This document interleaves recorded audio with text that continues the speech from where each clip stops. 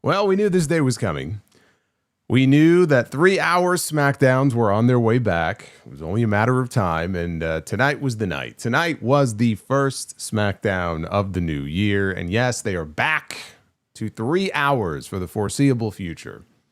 Now, last year we got 3-hour shows that went through the beginning of July, and I wouldn't be at all shocked if this ends up being a permanent change.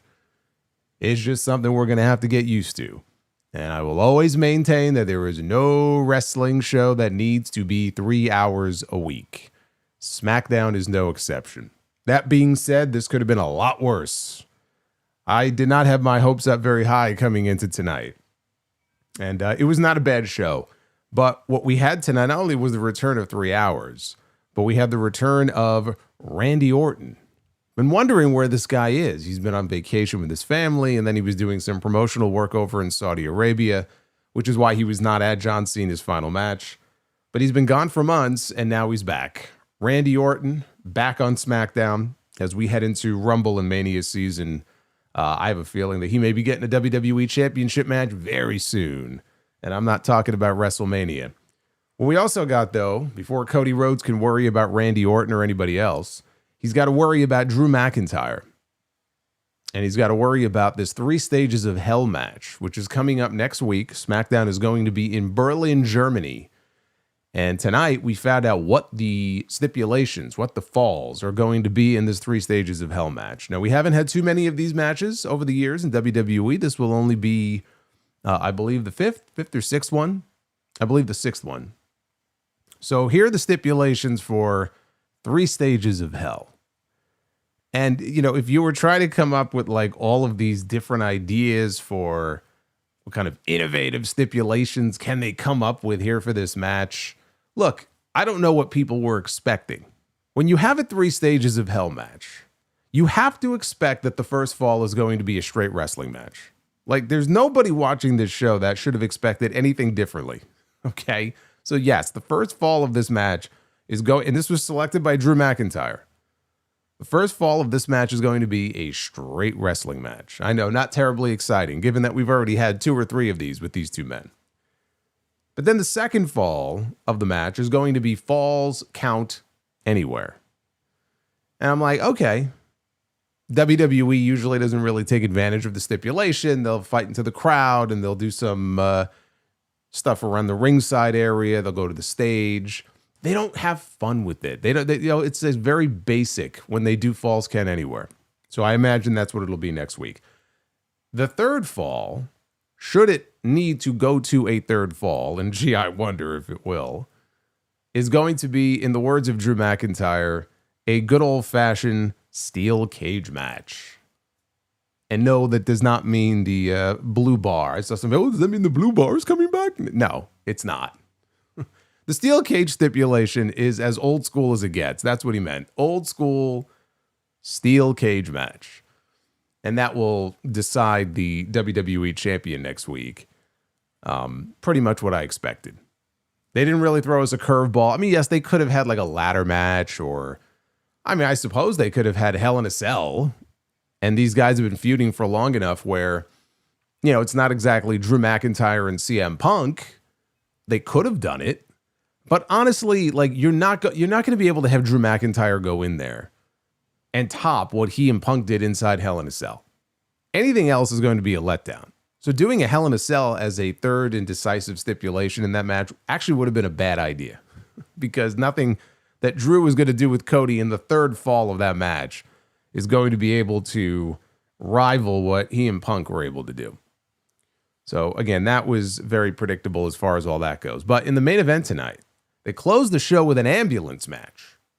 Now remember, this feud with Damian Priest and Aleister Black, it's been going on now for years. Or at least it just feels like it. It's really only been about 3 months, I think. Maybe 4.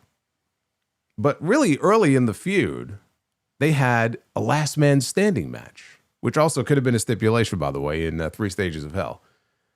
But they had a last man standing match, and it's like you're basically opening this feud up with a last man standing match, which you would expect to be the stipulation that closes it out. And that was when he took the fireball to the face. So all of this has been building to an ambulance match here between these two men. And tonight they finally put a period on this feud once and for all. Has it been since August? Wow, even longer than I thought. That's fucking terrible. That is awful, because this feud has been a gigantic bore. And I say that as somebody, look, I like Damian Priest. I'm a fan of Aleister Black. This feud has dragged on for months. It has not benefited either of these two men beyond the fact that it has given them something to do on TV. Now that it is over, I hope. Now that this feud is over, I don't see how either one of these men have benefited coming out of this program.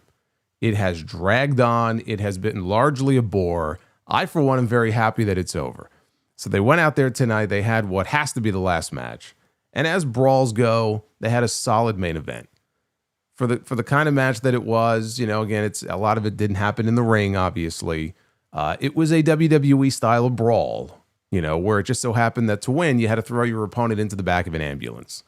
And so, you know, they worked their asses off, and they did a lot of big table bumps and big spots in the match.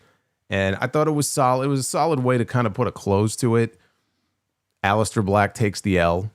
He comes out of this feud now a loser. So I don't know what that means for him as far as where he goes from here. I don't even know what it means as far as Damian Priest. Damian Priest did a podcast recently with Nick Turturro where he was talking about how WWE really put him on the back burner in 2025 because his body was so beat up. And the way he was moving around out there, I don't know that he isn't still beat up. So, I mean, is he even back to 100% health? And if not, is he just going to disappear now?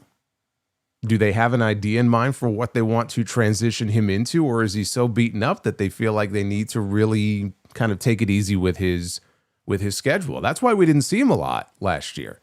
Now, I read the stats on the Sound Off a few weeks ago where he went from having like, I think 70-something matches maybe in 2024 to having like 20-something last year because he was not injured, but he was just so beaten up. And he's had issues, I think he said, with his knees or maybe his shoulders. I forgot what he said. So I don't even know, as far as the immediate future for him, what it means. I'm just glad it's over. You know, some feuds, they grab you. You know, they grab you by the throat, and it's like, man, this is really good. Like, these guys are playing well off of each other. They have great chemistry. Their matches are fun. Or there's a personal issue between the two of them.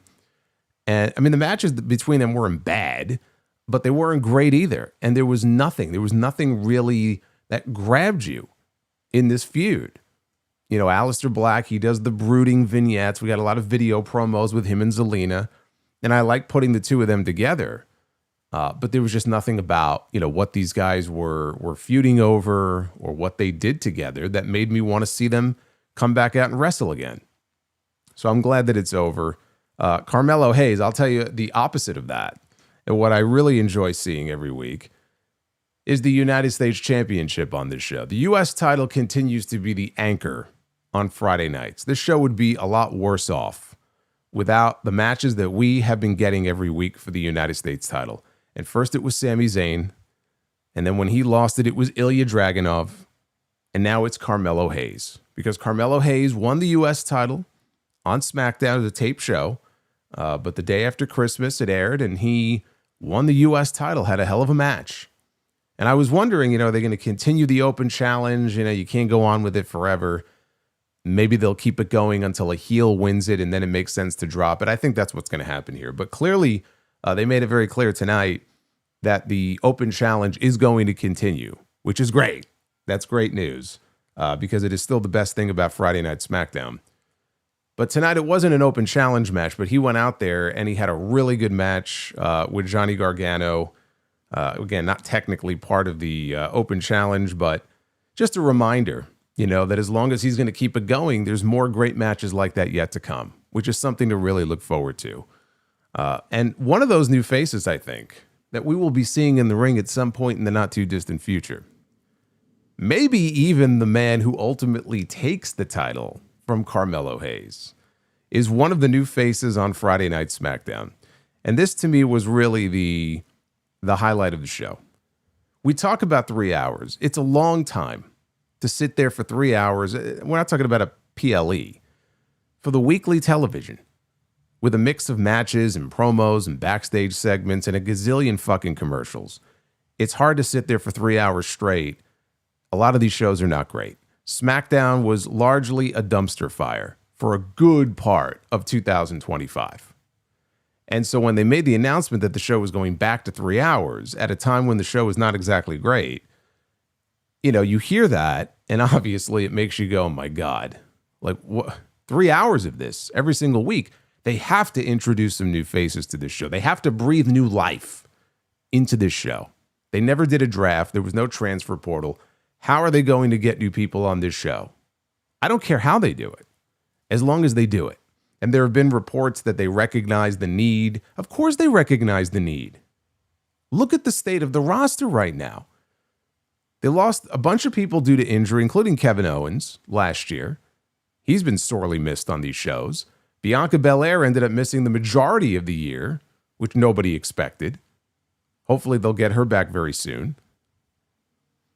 And the women's division has just been completely ravaged. Tiffany Stratton's reign suffered as a result of that, and now Jade Cargill, I don't even know what to say, ever since she won the championship. Hasn't been great. So the women's division, more than anything else on this show, really needs a lot of work. They took steps in that direction tonight. One of the new faces that they are very heavily teasing is going to end up on SmackDown is the former TNA Knockouts champion who has spent the last year in NXT, and that is Jordynne Grace. And, I've been asking the question now for months, where is Jordynne Grace? Why have they not called up Jordynne Grace? And yes, her husband suffered 2 strokes several months ago, Jonathan Gresham. Seems like he's doing much better, which is great news. Perhaps that has something to do with why she was kept down in NXT. I don't know. All I know is that she was on the show tonight and is likely going to end up on SmackDown, although she's a free agent, so she's testing the field. But adding her to the SmackDown women's division is a must. It is a must. And there's any number of other women you could call up. Zarya, Sola Ruka, Jada Parker. I mean, you can go down a list of half a dozen different women. Jordynne Grace is going to be a great addition to that roster. Trick Williams is officially on SmackDown, and he's the name I was referring to when I talked about potentially taking the U.S. title away from Carmelo Hayes. Because obviously those two have a relationship together from the past. They have history together. Trick Williams came out on the show tonight, and, with the entrance and him walking out and everything and cutting that first promo, he's got something that this show is missing. Like, he just has that personality. He has that charisma to him.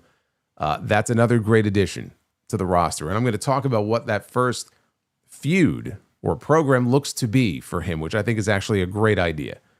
So we know for a fact that he is officially on SmackDown. We also got a surprise, because I certainly wasn't expecting him to be the mystery opponent tonight for Kit Wilson. But Zack Ryder is back. Only not under that name. He was under that name when he was in the John Cena tournament a few months ago. But he is now officially a member of the SmackDown roster. And I'll talk more about that later on. Obviously, he's not a new face. He's a veteran face at this point. But still, a new face nonetheless. And someone who has worked his ass off to get back to that spot that he now finds himself in. So that's a cool story all by itself. But Cardona, Trick Williams, Jordan Grace, we got another Obafemi vignette tonight. We still don't know where he's going to end up. This is a positive step in the right direction. And I'm not going to blow smoke up their ass too much because, let's be honest here, they almost had no choice. They were forced into this situation by being lazy and by not beginning the process of really seriously calling people up months ago, which is what they should have done. They got a late start on it. That's why we're seeing a whole bunch of new faces all at once. It's like shock and awe. Oh my God, look at all these new people they're calling up. This is great. Yes, but this process should have started a long time ago. So now they have some catching up to do, but this is exactly what SmackDown needs. If I'm going to sit here and watch this show for 3 hours straight every single week, you have to introduce new faces and new stories to this show. And even with that, this show is still a slog to sit through. Tonight's show was not bad. I don't know if they could do that every week. Wasn't great, but I would say it was a good show tonight. I would like to see them. It's a good starting point for them here. First show of the new year. Build on this. But 3 hours every week is not going to be easy. But this is what needs to be done if you're going to put together a show that can help get people over, but also have a good mix of both, not just new faces, but also, great wrestling, new feuds, and not running the same people back over and over again. That is, to me, that's the biggest building block of all for this show going forward in 2026. So I had my doubts about tonight, but it ended up on the whole actually not being a bad show. One other thing that happened here on this show tonight is Giulia. And this is actually a great example of what I was talking about. Giulia is once again the United States champion. And I'm not going to sit here and I'm not going to rain the confetti down and throw a party because we saw Giulia win the U.S. title once before. And it sucked because they didn't do anything with her. So I'm not going to give them the benefit of the doubt about anything when it comes to this woman until I see it with my own two eyes. She is a champion again. Great. It means nothing. It means nothing until they can show us that they are serious about actually doing something with her. One thing that is a positive step is introducing people like Jordan Grace to this roster, because that will give her new people to work with and actually wrestle, because they do have more time on a 3-hour show. So you're going to get longer matches. And really where Giulia, I think, will get over is with her wrestling. It's not going to be her promos. She can speak English. I don't know why they don't, attempt to give her some speaking time, but obviously it's not her first language. She's not great at promos. What will help get Giulia over is letting her go out there and be Giulia in between the ropes. But you got to give her some people to work with. So we'll talk. A lot happened tonight. We'll talk about everything that happened here on this show. This is your first Friday Night SmackDown review. Here for the new year, it is January 2nd, 2026. I am the Solomonster. Yes, longer matches and entrances. Well, look, that's what happens with a 3-hour show. You're also going to get segments, as I'm sure you remember when they've done this before, where you're watching it, and it almost feels like they're stalling for time, right? It almost feels like, man, they're dragging this out on purpose. It's because they are. We're gonna be getting some of that too. Anyway, like and subscribe. Super chats are open. Oh my God!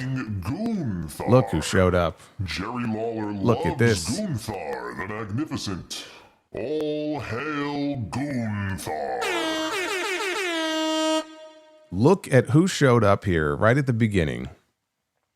Our pal Gunther.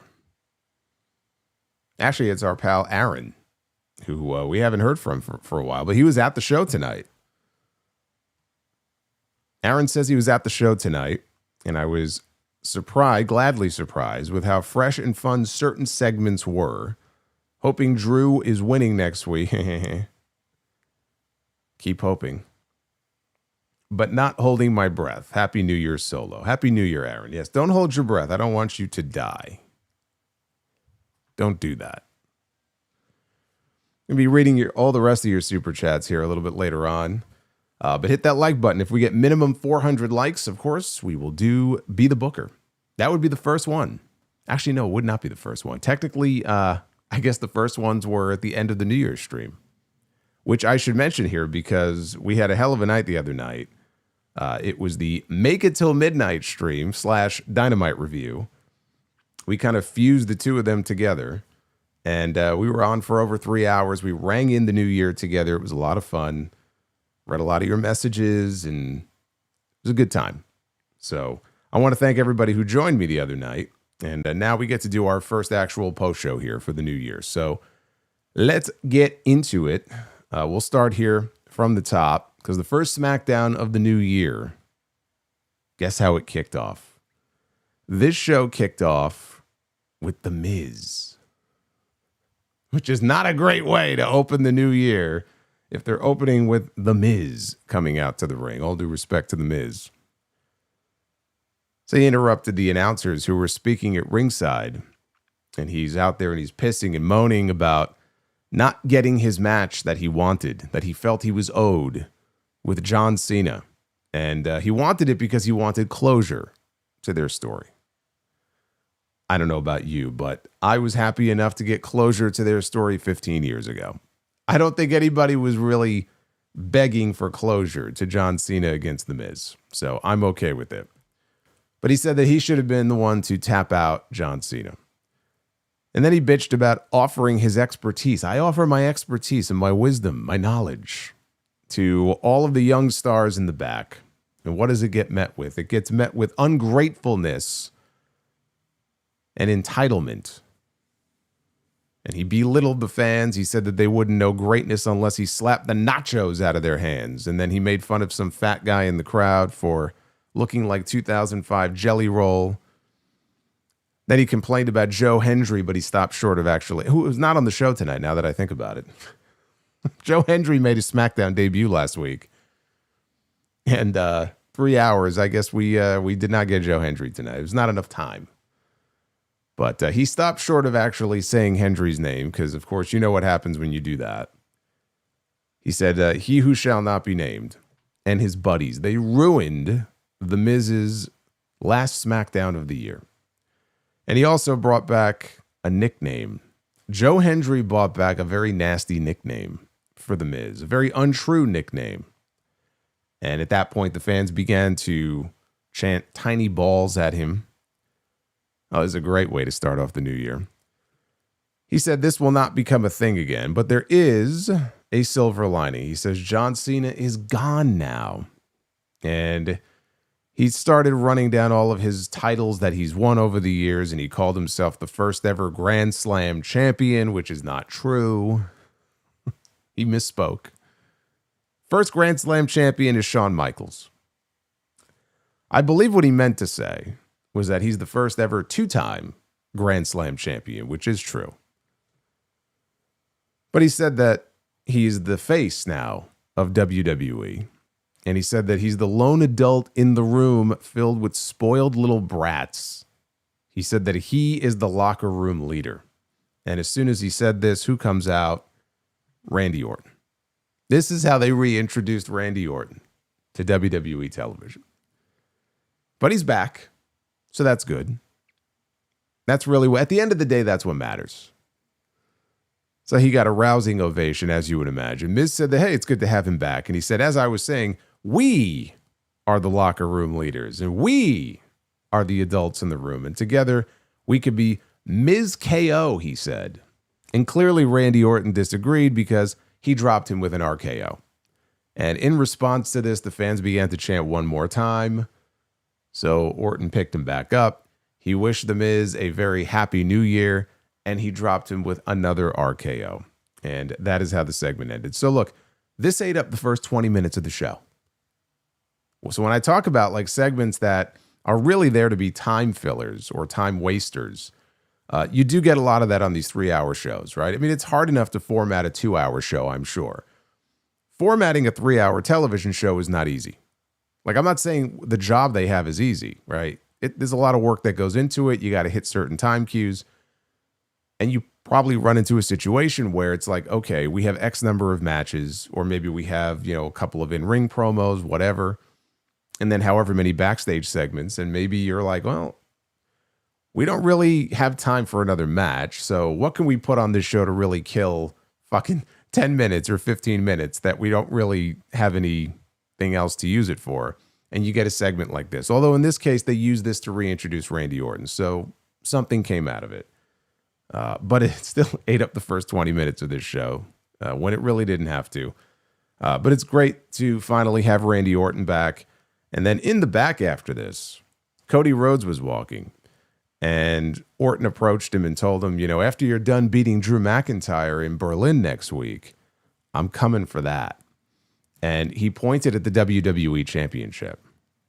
No more staring for Randy Orton. I feel like he has spent literally the last 2.5 years, staring at the WWE title. Like anytime he was on screen with Cody in the ring, in the locker room, it was like a little Easter egg where if you watched Orton, he was always staring at the title. Even when Cody won the belt at WrestleMania in Philly, I think Orton came out, and I think even then he was staring at the belt.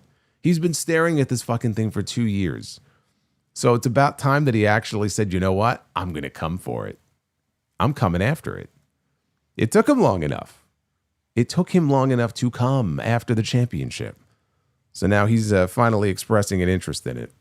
And I'm looking ahead because I don't see this as the WrestleMania match. I think that we get Cody and Randy at the Royal Rumble for the WWE Championship. That's where my head is at right now. And now we'll see what happens in Berlin next week. But coming out of this show, that was my thought. After seeing what we saw, that was my thought coming out of SmackDown tonight. We go backstage. Yeah, it's very funny. It did. It took him a long time to come after the title. See, you people, you got to get your minds out of the gutter. You people. So backstage, the women's tag team champions, Asuka and Kairi Sane, they were approached by Nia Jax and Lash Legend, who beat them on the show a few weeks ago. And they were there to remind the champions, in fact, that they beat them. And they said that they would help them tonight because there was an 8-woman tag team match. But then they would owe them. So Asuka laughed at them and said that she and Kairi will retain their titles on Monday night because they're defending them against Rhea Ripley and Io Sky. And then after that, they would get their shot. They're not hiding from them. So Asuka leaves, and Kairi hung back to say a few more words to them until, of course, Asuka yelled for her. Kairi! And yes, off went Kairi Sane to go join her partner. So we got a modified version, basically, of War Games. There was no Becky Lynch and there was no AJ Lee, and it was one ring instead of two. But otherwise, this felt like a rehash of War Games because we had Rhea Ripley, Io Sky, Charlotte Flair, and Alexa Bliss taking on Asuka, Kairi Sane, Nia Jax, and Lash Legend. And we got our first ad break pretty early on here in this match. It would not be our last.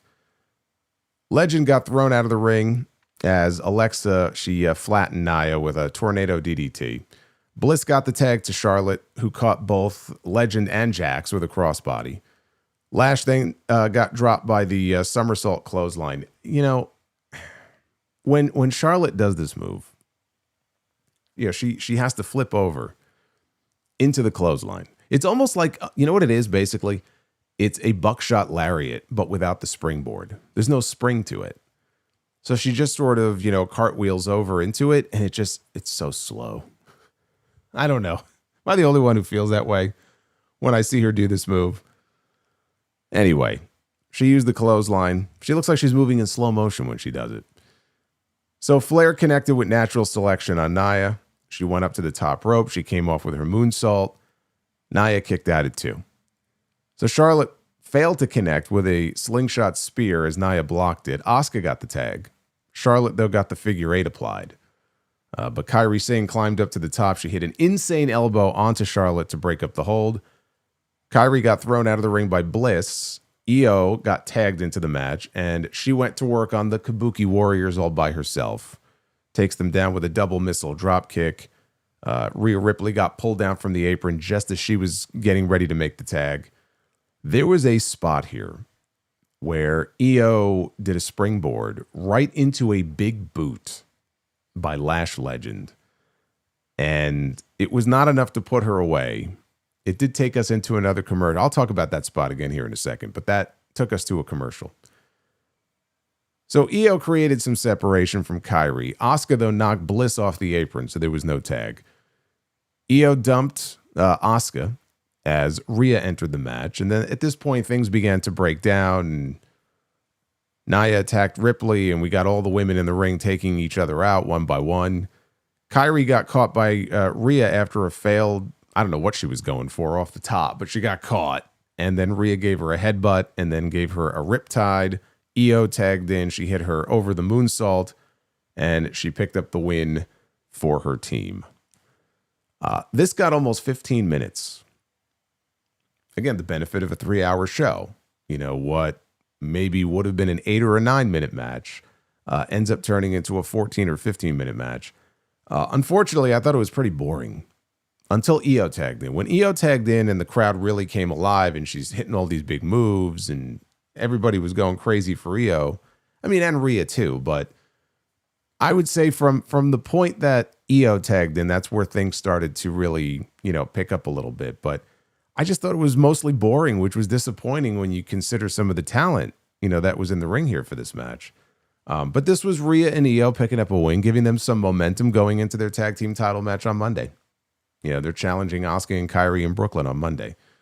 But I want to go back to that Lash Legend spot because she absolutely destroyed Io with a big boot as she was coming off. I think it was the springboard, and just absolutely mowed her down with it. Like they showed it in slow motion heading into the commercial, and it just looked like she absolutely just wrecked her. Like it looked great. That to me was the highlight of the entire match. So we go backstage. Nick Aldis was speaking to someone that we couldn't see. They were off camera, but then the camera panned back and we saw Jordynne Grace from NXT. Finally, at long last, she has migrated up to the main roster. So she was informed by Aldis that SmackDown's 2026 could involve her. He would like for it to. Chelsea Green showed up and tried to get out of defending her U.S. title against Giulia tonight. Aldis was not buying it. He threatened to impeach her by stripping her of the title. Chelsea then insulted Jordynne, who said that you're going to make it a lot easier for me to make my decision about where I want to sign. After this, we had Kit Wilson of Pretty Deadly, who was out to the ring next. What in the fucking world is this music that this man came out to? What in the blue hell did I listen to when he made his way out to the ring tonight? It's not good. But it's also Kit Wilson, and he's got this very obnoxious gimmick. So I guess it's not supposed to be good. So to that end, it was a success because this music is just not good. By the way, what the hell happened to Elton Prince? He has not wrestled since May, so obviously he got hurt. And I don't remember if it was even reported what the injury was, assuming it's an injury. But I don't remember ever hearing anything about it. So it's like he's been gone for 7 months now, 8 months. And Kit Wilson now is getting his own theme music. It doesn't feel like his partner's on his way back anytime soon. So I don't know what's going on with Elton Prince. But Wilson had a microphone. Now, if you remember on the show last week, Nick Aldis told him, I have an opponent for you for next week. So they were going with the whole, mystery man thing. Wilson has a mic. He claims he's going to redefine, masculinity. And he says that Buffalo, they were in Buffalo tonight, says that Buffalo has the most toxic fans in the world. I can think of other places not named Buffalo that has fans more toxic than Buffalo, New York. But as he says this, out comes Zack Ryder. And it said Zack Ryder on the Tron, but then it changed to Matt Cardona. And that was the name that they announced him under. Matt Cardona makes his SmackDown debut. This is not a return. This is a debut. This is the first time that Matt Cardona, those words have even been uttered on SmackDown. And he got a nice response from the crowd. He makes his way down to the ring.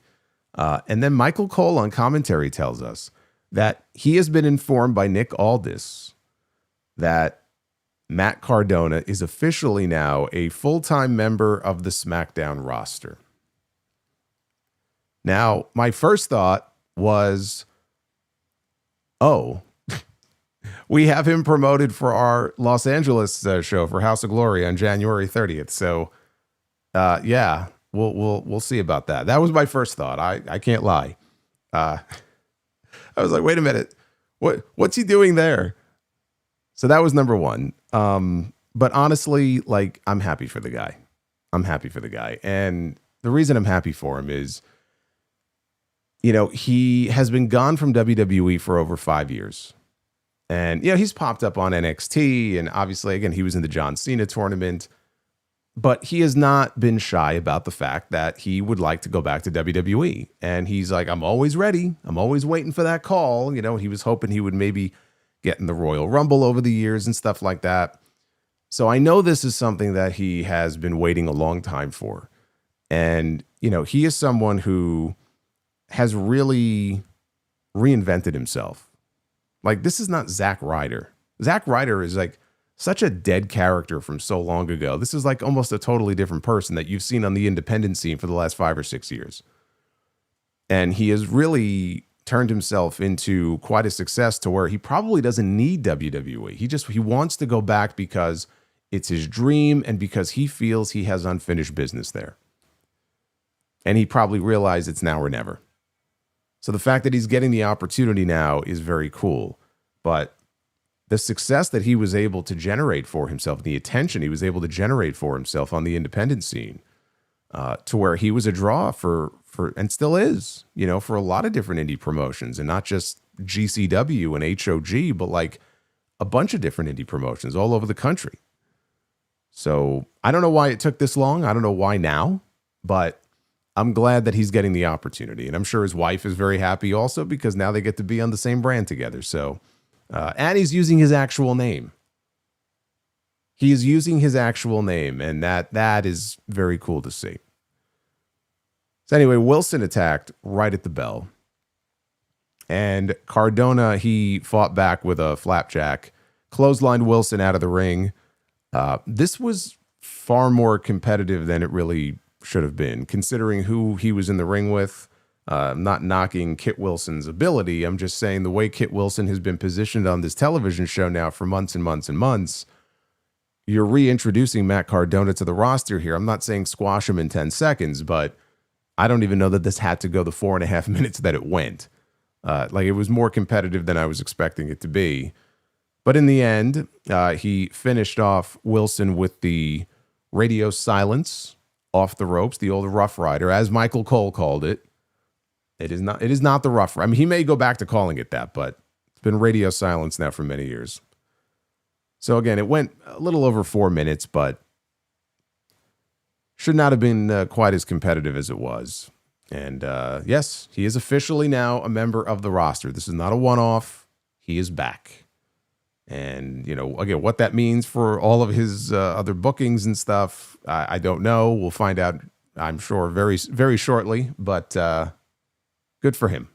Good for him. I know this has been a long time coming. I think here's the other thing about him being on SmackDown now. I think him being on the roster there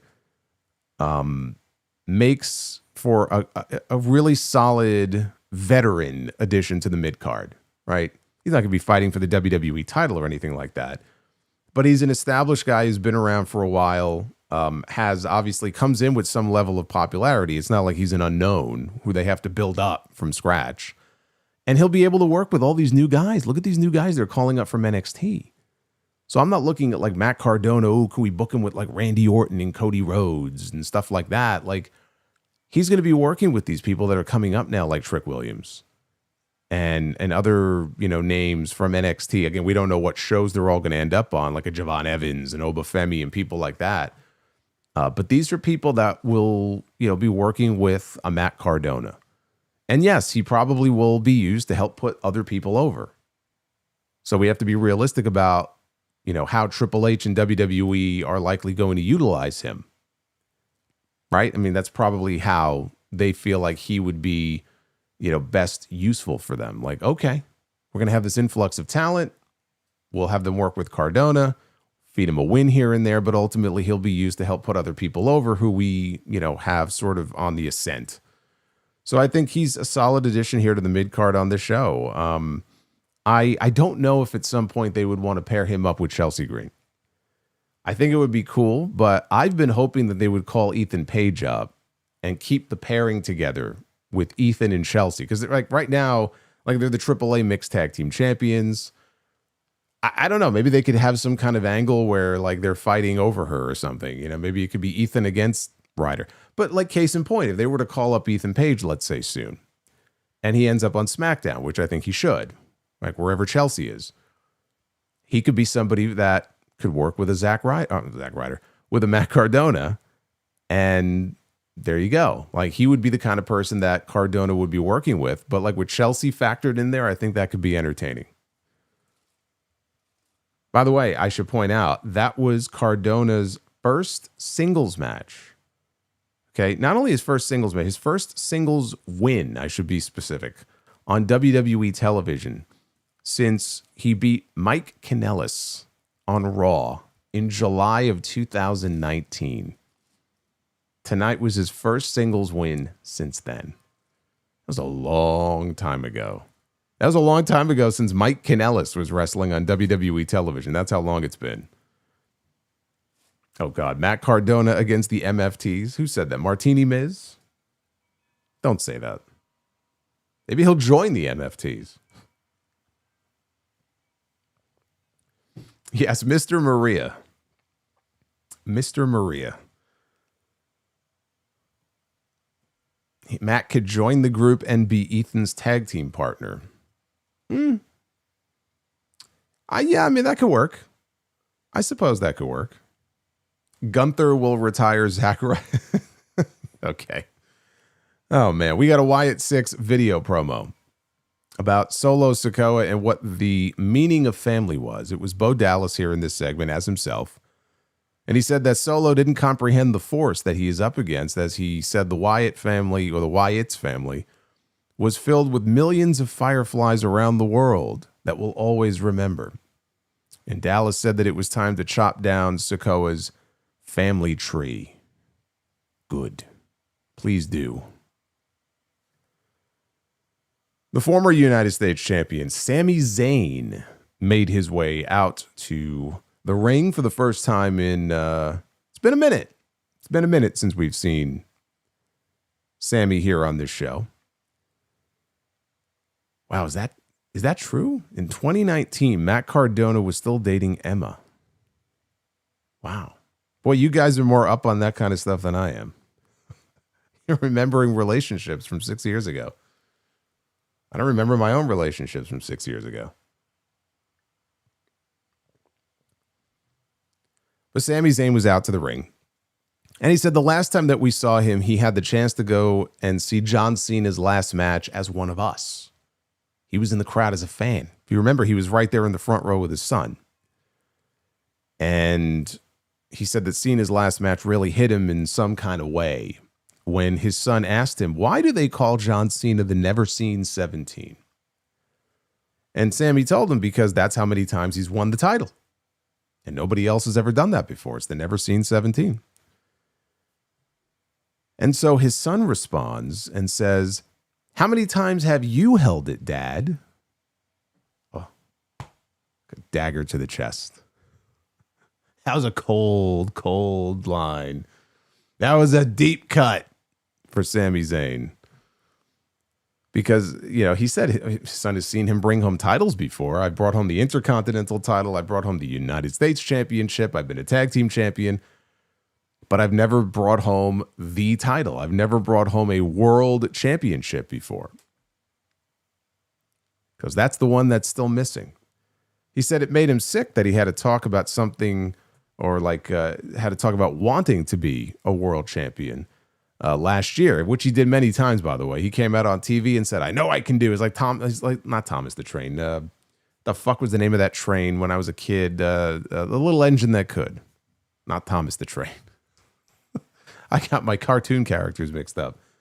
But he's like, I think I can. I think I can. I know I can. I know I could be the world champion, right? We had a lot of promos like that last year from Sami. And he goes, I'm tired of talking about wanting to do it. I'm going to do it. In 2026, this is going to be the year where I finally make it a reality and I finally do it. I'm going to win the WWE Championship. And that brought out Trick Williams. And he came out, he got a full entrance. He made his way down to the ring. Former two-time NXT champion, former TNA champion.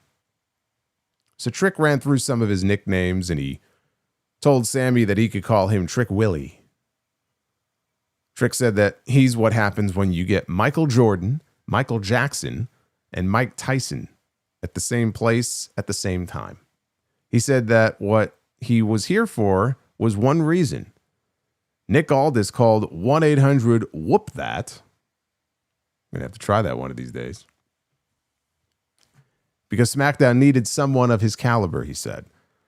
So he said that Aldis needed someone on SmackDown who looks like a champion, and he was here to be the world champion.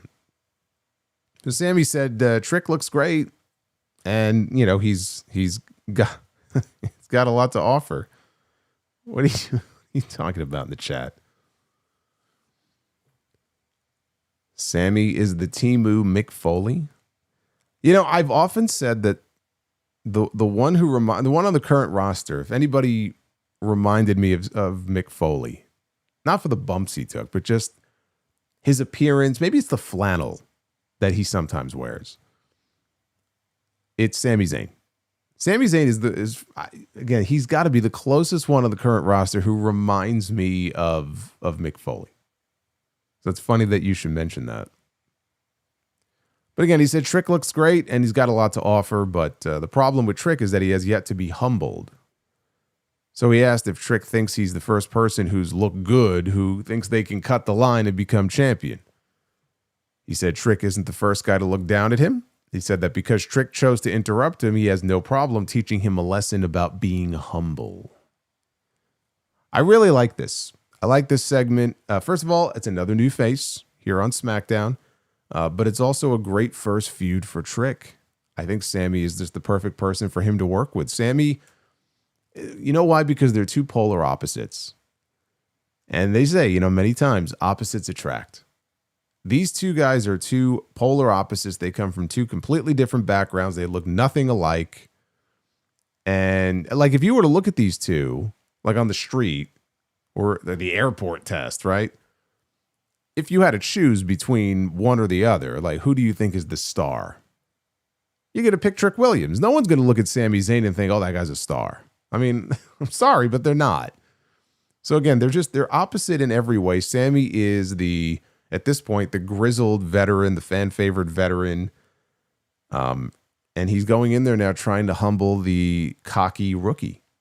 It's a very basic story, but I just think it works so well. And as an opponent, you're not going to find very many better than Sami. So I don't know when they're going to do the match. Next week, Trick's going to be wrestling someone else. I'll get to who in a second. But whenever they do the match with Sami, it should be very good. But also what they've done here is they have revived the storyline of Sami Zayn, making it very clear that he intends to become world champion. Now, he said it last year. I think he said it the year before that too. And it still hasn't happened. Now, there was a point in time where I would have told you that Sammy might be my favorite to win the Royal Rumble, in Saudi. I'm going to save all my predictions for the prediction show. The prediction podcast is dropping on Sunday. But, as far as him becoming the world champion, 2026, I'm not so sure about that. Is it going to happen? Absolutely. 100% it will happen. I can't say if it's going to be the WWE title or the World Heavyweight title. I think it's more likely, if anything, to be the World Heavyweight title. It will happen. I don't know that it's going to happen this year. We had the new United States champion, Carmelo Hayes, who was shown walking through the back, and he was approached by the former champion, Ilya Dragunov, who said that he wanted to fight the best, and Carmelo gave him that for sure. He said that he believed it wouldn't be the last time that they would be facing off, and he asked him, do you plan on keeping the open challenge going? And Hayes said that he would continue it. Once he dealt with Johnny Gargano and put his jersey up in the rafters like everybody else, he would resume the open challenge. And I'm happy to hear it. You can't keep this thing going forever, but I think you keep it going a little while longer with Hayes as the champion, and then when he drops it to a heel.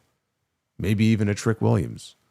But when he drops it to a heel, the heel has no incentive to keep an open challenge going. So that's where the gimmick, comes to an end. I think that's fine. Now, elsewhere, Rey Fenix was chatting with Nick Aldis. Talk about someone who's been persona non grata on this show for a while. Hey, Rey Fenix. If he wasn't at that AAA show a couple weeks ago, I don't even know if I would remember that he was employed and part of this roster. But he's talking to Nick Aldis in the back. Trick Williams shows up. He's very flustered and very upset about what Sammy just said to him out in the ring. Phoenix had some words for him. Trick was not happy about it. Aldis said that, you know what, maybe Sammy was right. Maybe you need to be humbled. So I'm going to make a match for next week in Berlin. It's going to be Trick Williams one-on-one with Rey Fenix. We had Carmelo Hayes defending the United States Championship against Johnny Gargano. Now, let me ask you a question. Am I imagining things? Maybe my mind is going. I could have sworn a few weeks ago, or maybe it was a couple months ago at this point, but not that long ago, Johnny Gargano came out, maybe with Tommaso Ciampa, and he came out to the old Rebel Heart theme, and I was like, oh my God, Rebel Heart is back. This is fucking amazing. Did I just imagine that? Because he certainly did not come out to Rebel Heart tonight. I don't know what this trash was that he came out to tonight, but it made me think, wait a minute, what happened to Rebel Heart? I thought he brought it back. Evidently not. So Hayes was rocking and rolling here early on in this match. Gargano used Candice LeRae, his wife, as a shield, a human shield, to avoid a dive that Melo was going for. And that momentary distraction was enough for him to catch the champion with a slingshot spear. It was all a dream. I'm telling you, it was not a dream. It was not a dream. And I don't think it was in NXT. Now, I'm talking like the original, like Rebel Heart. I'm not talking about like the revamped version. I know that. But the one that I heard him come out to not that long ago, he had brought it back. Okay, so that was a one-time thing for NXT home. Maybe it was the NXT show. Okay. I thought it was SmackDown, but maybe it was NXT. Why is it okay for him to use it in NXT, but not on SmackDown? Can you explain that to me? What is the difference? What is the difference? Why would you actively bury a supremely better theme song for an inferior one? I don't understand. So after a commercial, Gargano, he maintained control, but there was a blocked boot that allowed Hayes to hit his springboard lariat. Melo followed that up with his version of La Mystica for a near fall. And in the corner, Hayes caught Gargano with the fadeaway leg drop. And Kyrie interrupted. Hey, Z-Ray, what's going on? Thank you for the $15, Z-Ray. When Trick told Sammy he wasn't done talking, it completely reminded me of The Rock. Yeah, Trick has he's got some aspects of his persona, the way he speaks, the way he carries himself, that definitely remind me of like 98 Rock. Which is probably not a bad thing, although let's not all go making Rock comparisons because those are impossible shoes to fill. But I there's some of that in him. Whether or not he can become I'm not saying a Hollywood multimillionaire, but like as big of a star like The Rock remains to be seen. But he's got something. I mean, look, they have put their muscle behind him for a reason. Frankly, I think I've always felt like WWE, like when he was together with Melo is a better wrestler. Carmelo Hayes is a much better wrestler in ring than Trick Williams. And, he's been doing it for longer. But I think the WWE all along saw Trick as someone who just has a certain appeal to where he could become a bigger, like, mainstream star for them than Carmelo Hayes. Like, he could become a main eventer faster than Carmelo Hayes will. And I think they still probably see him that way. And I don't think they're wrong. There's just something about him in terms of charisma and how he carries himself, I think lends himself better to probably advancing to a role like that before Carmelo Hayes does.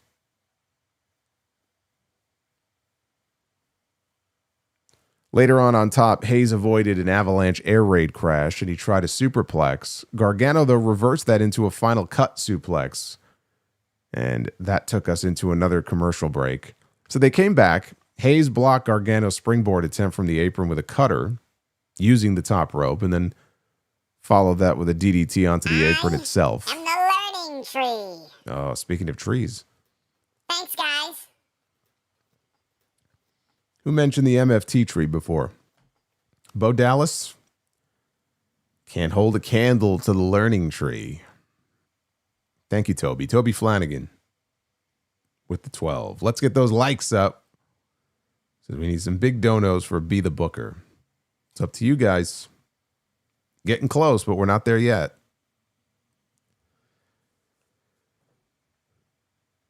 So they went to another commercial break. They came back. Hayes blocked Gargano's springboard attempt from the apron with a cutter. And back inside, Gargano countered a facebuster attempt into a tornado DDT. Melo stopped Gargano's slingshot spear with a boot, and then he headed to the top rope. Candice LeRae, though, created a distraction long enough for Gargano to finally hit the avalanche air raid crash that he was going for. 2 count only. So Hayes finally connected with the first 48, and Johnny Gargano, he took this amazing bump. He bounced up into the air and then landed right on his knees. It's like he sold the shit out of it. It looked great. And then he very quickly headed up top, did Melo, hit nothing but net, and Melo puts it away. His first successful defense of the United States Championship. So new champion, same theme. And what I mean by that is these U.S. title matches continue to carry the day here on Friday nights. These matches are really doing all of the heavy lifting here on this show.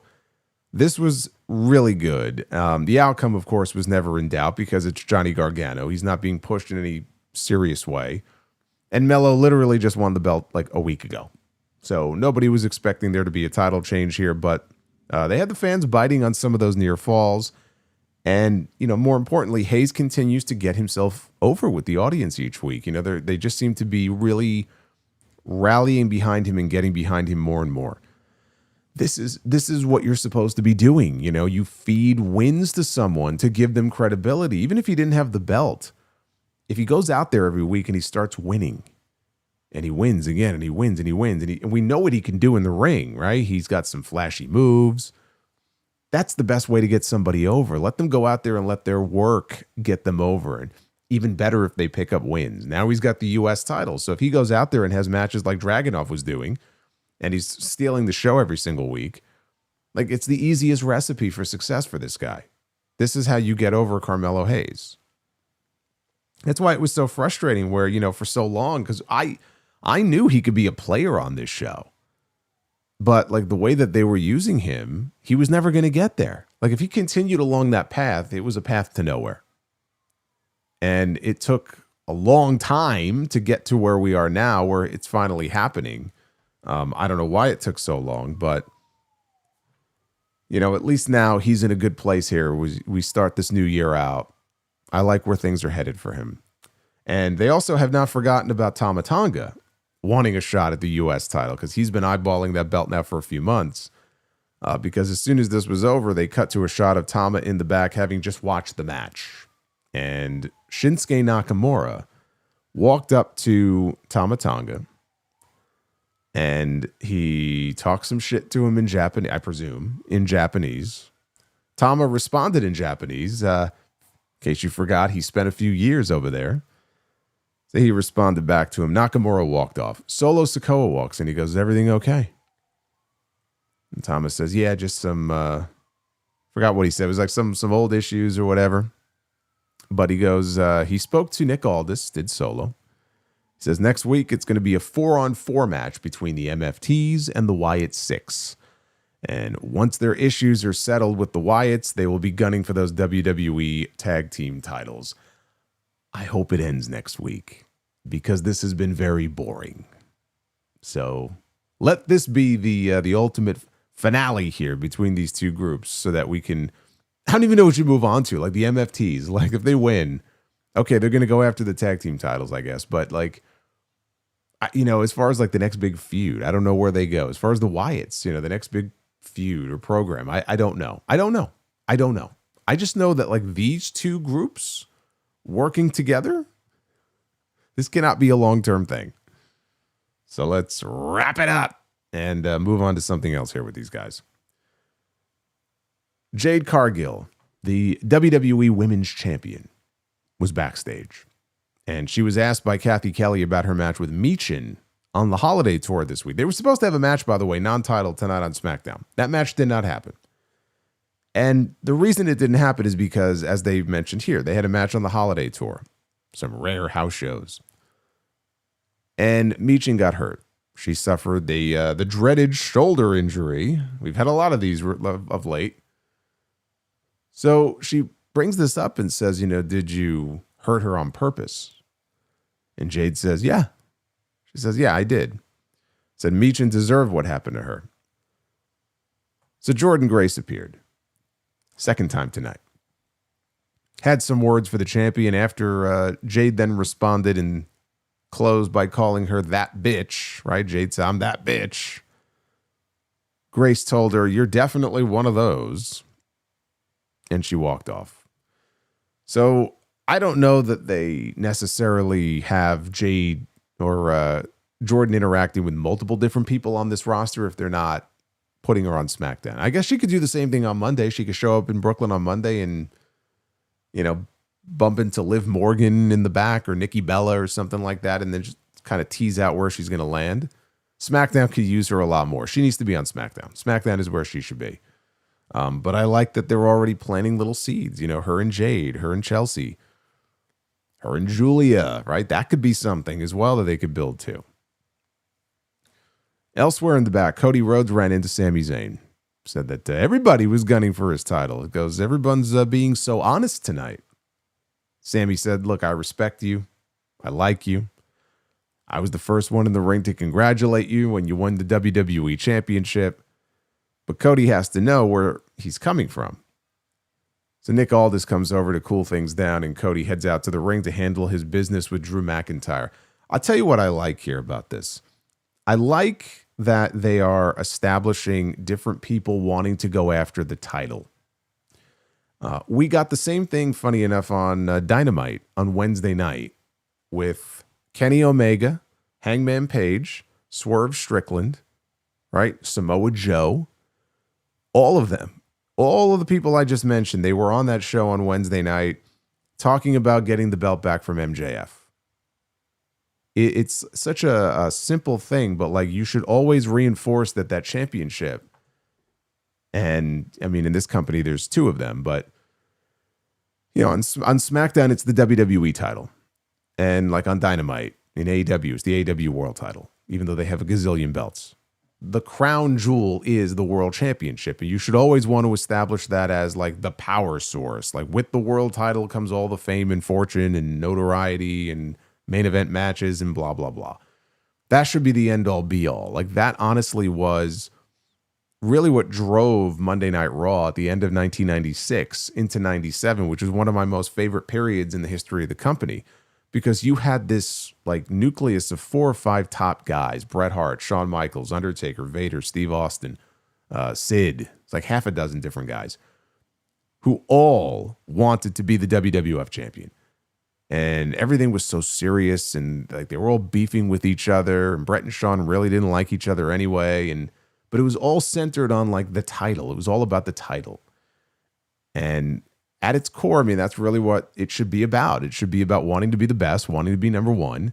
And that should be the most important thing in the world. And so here on this show, on this one night, you had Randy Orton go over to Cody, "I want the belt." You had Sami Zayn saying, "I will be WWE champion." You have Drew McIntyre saying, "I'm going to be the champion in Berlin next week," right? They're all going after one. Trick Williams. Trick Williams just debuted tonight officially and said, "I want to be the world champion." Everybody is gunning for the champion and that title. That is the way it should be. And I didn't even mention, by the way, that there's someone else who may be coming to SmackDown and probably will be going after the title in short order. But we got another vignette. I think it was the same one that they aired on the show last week, and the one they aired on Monday night as well for Obafemi. He's coming to SmackDown most likely. I'm hoping SmackDown, because SmackDown, again, I think that's the place for him. But wherever he lands, the ruler is coming. We just don't know where and when yet.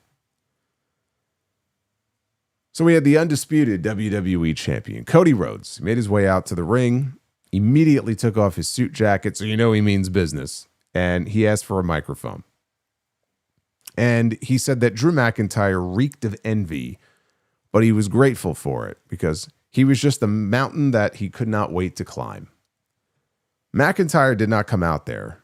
Instead, he popped up on the Titantron. And he said he was standing, I don't know if he was outside. He was like right by where I guess the parking lot entrance would be. You saw Cody's bus right behind him in the background. It's cold. Fucking January in Buffalo.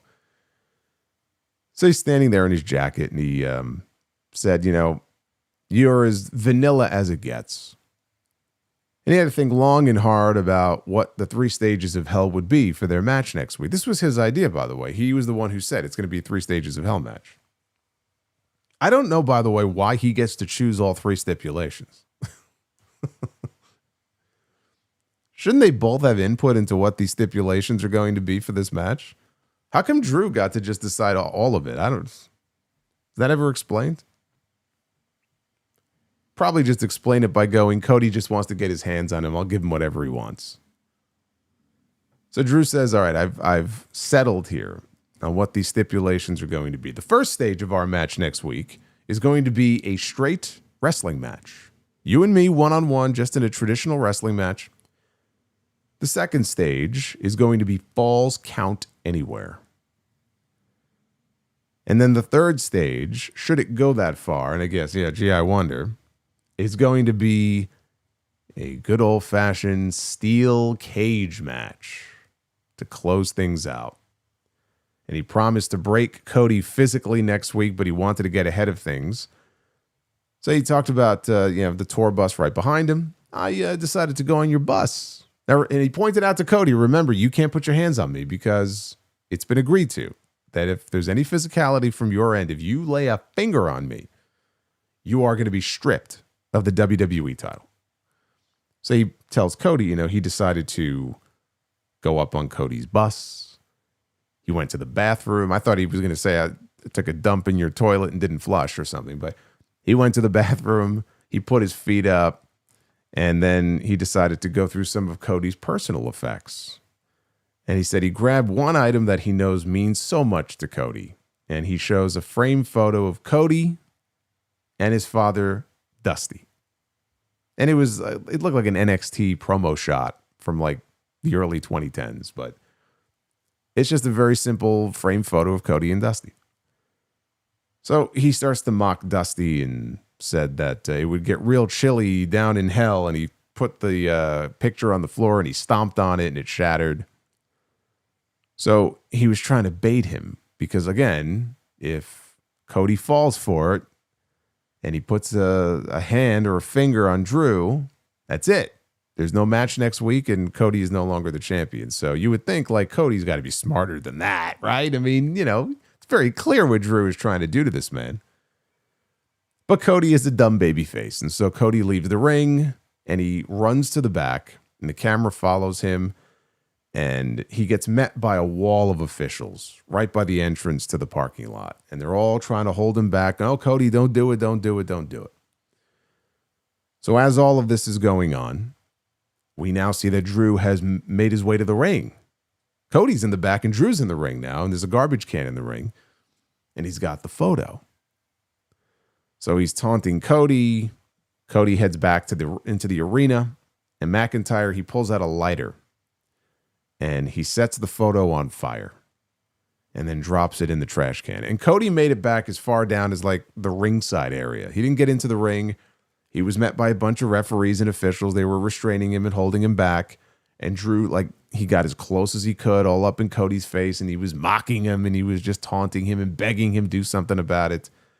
Playing mind games with him. And Cody could do nothing except yell and just be angry. So as far as the stipulations, again, very basic. But I don't know that I was expecting anything more than that. I mean, realistically, you're pretty limited as far as like what kind of really fun special stipulations that you could do. Like if you're going to start with a regular wrestling match, right? You knew that's what that was going to be. Could they have done like a last man standing? Sure. Could they have made the last fall like a ladder match? Sure. Could they have done, what else could they have done realistically? They're not going to do a fucking like a fight pit. They're not going to do first blood because you're not doing blood, right? Not intentionally, not in this company. On TV, you're not. So like realistically, what else could it have been? Hell in a Cell would not have worked here because you just can't do that. You can't throw Cody and Drew inside Hell in a Cell coming off that great Cell match that Drew had with Punk, which wasn't that long ago. So this is what you end up with. You end up with some very basic wrestling stipulations here. You're not going to do a strap match. You're not going to do dog collar match. You're not going to do any of that stuff. My thought watching this, it definitely feels like McIntyre is losing next week. And I still maintain that he should win, even if it's a short run, but I don't think he is. Right now, if I had a kind of venture a prediction here, it definitely feels to me like McIntyre is going to be on the losing end of things again next week. And I throw Jacob Fatu's name out there because I think that could be their way of reintroducing Fatu. Fatu is said to be ready to come back any week now. They're just waiting for the right creative. So unless they're saving him for the Rumble, they're going to give him another month off. One way to reintroduce him, if they pick up with this whodunit angle, who attacked him, is like just, it's the most predictable outcome, but Drew McIntyre is the one who attacked him, even though he denied it and said he didn't. But Jacob knows he did. So Jacob waits until the moment where Drew is about to win the championship to show up. Maybe he's trying to climb out of the cage and like, oh shit, Jacob Fatu is back. What's he doing here, right? Everybody forgot about him. But he's come back for revenge because Drew is the one who put him out of action all those months ago. And coming out of this, you pick up with McIntyre and Fatu, which is what they were going to do before Fatu got hurt. That seems a lot more likely to me than Drew winning the title. Either that or Cody just beats him clean. If I had a guess, like who wins the first fall, the second fall, and then the third fall, I think they're definitely doing this match because they want to give McIntyre a win over Cody. I think they want to give him a win without actually giving him a win. So if he gets like a visual pinfall on Cody, he could say, oh, I beat Cody. Finally, he beat Cody, right? But he still loses in the end. I would think that they probably want Cody to fight from underneath. I could see Drew winning the first fall. Cody wins the second. And then Cody wins the third. But either way, I think Cody is not losing this championship. Now, look, I know Drew is supposedly going off to film his role in this new Highlander movie. It's, I believe, in April. I don't know for how long he'll be away. I don't know if it's early April, late April, if it's right after WrestleMania. My sense is that he may miss Mania this year if he's going to be filming. So he may not even be on the Mania card this year.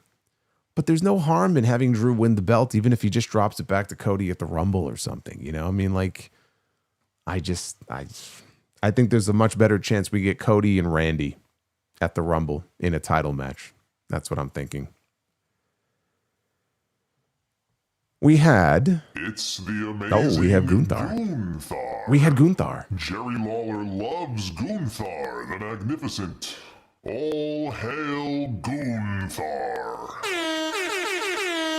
Love seeing Gunther on the stream. Second time tonight. That was from Iceman. SKR96. All right, so here, he has some clarification on what I said before.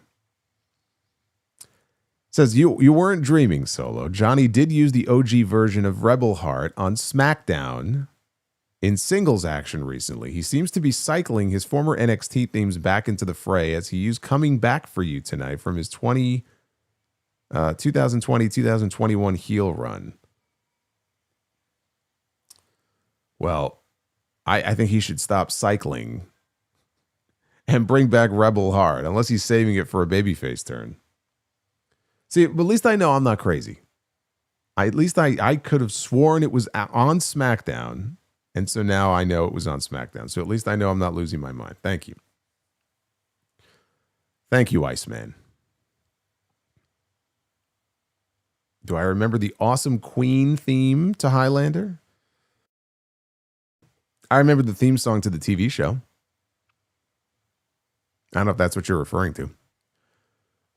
We had Chelsea Green with Alba Fire in her corner defending the United States Championship against the former champion Giulia with Kiana James in her corner. They got 7 minutes for this. The crowd was actually cheering for Chelsea Green because, as Corey Graves pointed out, and maybe this is why, I don't know, but he said we're in Buffalo. So we're pretty close to the Canadian border. So they're big fans of Chelsea Green, who, of course, is from Canada. So whatever it was, they were cheering for Chelsea in this match. So Giulia had Chelsea in a sleeper hold, but the champion managed to escape. And the two of them began trading strikes in the center of the ring. You know, if Chelsea was in the middle of the ring exchanging strikes with the real Giulia from, Stardom Giulia, I don't think that strike battle would end well for Chelsea, but unfortunately, we still have yet to see that version of Giulia in WWE, and likely never will. So anyway, they're going back and forth here, and Chelsea got the better of things. So now Giulia is stunned across the middle rope, and Chelsea connects with the double knees to the back of her head. So Chelsea attempted an unpretty her, couldn't get it. Green then hit her own Rough Rider, and had Giulia beat. She got a visual pin, but Kiana James got up on the apron to distract the referee. Alba Fire then pulled Kiana down. Back inside, Giulia intercepted Chelsea on the top rope, and she executed a butterfly suplex off the top, followed by her Northern Lights bomb. Yeah, she was holding her up there too, and she's like, Arrivederci, and then she drops her, and like nobody cared. As she's holding her up there, like no one's reacting. But she drops her with the Northern Lights bomb, and that put it away for Giulia, now a 2-time United States champion here on SmackDown, which I have to say is actually kind of disappointing. And I say that because I was hoping that they would move her from SmackDown to Raw and maybe even have her working with like Asuka and Kairi in them. I thought that might be the only way to really save this woman. So clearly they're keeping her on SmackDown if they just put the U.S. title back on her. All I can say is that I hope it's different this time. I know better, but I am hoping for her sake that it is different this time. Look, they even shot off Pyro for her big win on stage after she won to try to treat it like some kind of big deal here. I look at Jordan Grace and I look at some of the other women who could potentially be called up to the show. We know they're very high on Sol Ruca. There was a reason why she was featured on that John Cena Saturday Night's Main Event show and got a win, by the way, over Bayley. So I would expect to see her up very soon as well. This, I think, is going to be the key to whether or not Giulia succeeds on SmackDown. She needs capable, new opponents to work with. Unfortunately, she and Stephanie are not on the same brand like they were in NXT because those two work really well together. But they're not on the same show. Another reason, by the way, why I would have loved to have seen Giulia moved over to Raw. Imagine building her up there to work eventually a program with Stephanie. That would have been fucking great. So we're not going to get that. But with like Jordan, and if we get back, some people maybe who haven't been around, like get her some new faces to work with that will allow her to go in the ring. And now on a 3-hour show, she'll have more time to work within ring, and let her go in there with people that she can really rock with and just show off what she is capable of and what she can do. And you know what? It may still not work. She may be too far gone at this point. I don't know, but I think that if you let her go out there and do what she does, her work will help get her over. A lot of it depends on like who she's working with. And I'm sorry, her going out there and she got Kiana James in her corner and she's wrestling Chelsea Green or Alba Fire or Zelina Vega or Michin. Like nobody cares. Nobody cares. That's not going to help Giulia, who can be a star for them. So yeah, it's great they put the U.S. title back on her, but it's going to just be more of the same unless they have a different battle plan here for the second act. If the second act is like the first act, it's going to go exactly the way the first act went, which is in the fucking toilet. So congrats, I guess, but there has to be a different game plan for her if they want her to succeed. Because she is drowning out there. You hear the crowds. Or actually, I should say, you don't hear the crowds. And they have to come up with a way to change that. We saw her in NXT. We know that there is something there where they can get the crowd behind her. They just have to figure out a way to make this work. And it shouldn't be this difficult. But what they did with her last year on the main roster was a fucking sin. An absolute sin. This is their chance to try to make up for it. I hope they do it. She chose the wrong company. It really is that simple, says Kelton. Well, Kelton, if I remember correctly, I think there was some sort of... wasn't there some sort of reason why AEW did not want to sign her? There were certain people behind the scenes there who were not fans of hers who told Tony Khan to stay away from her? Wasn't it something like that?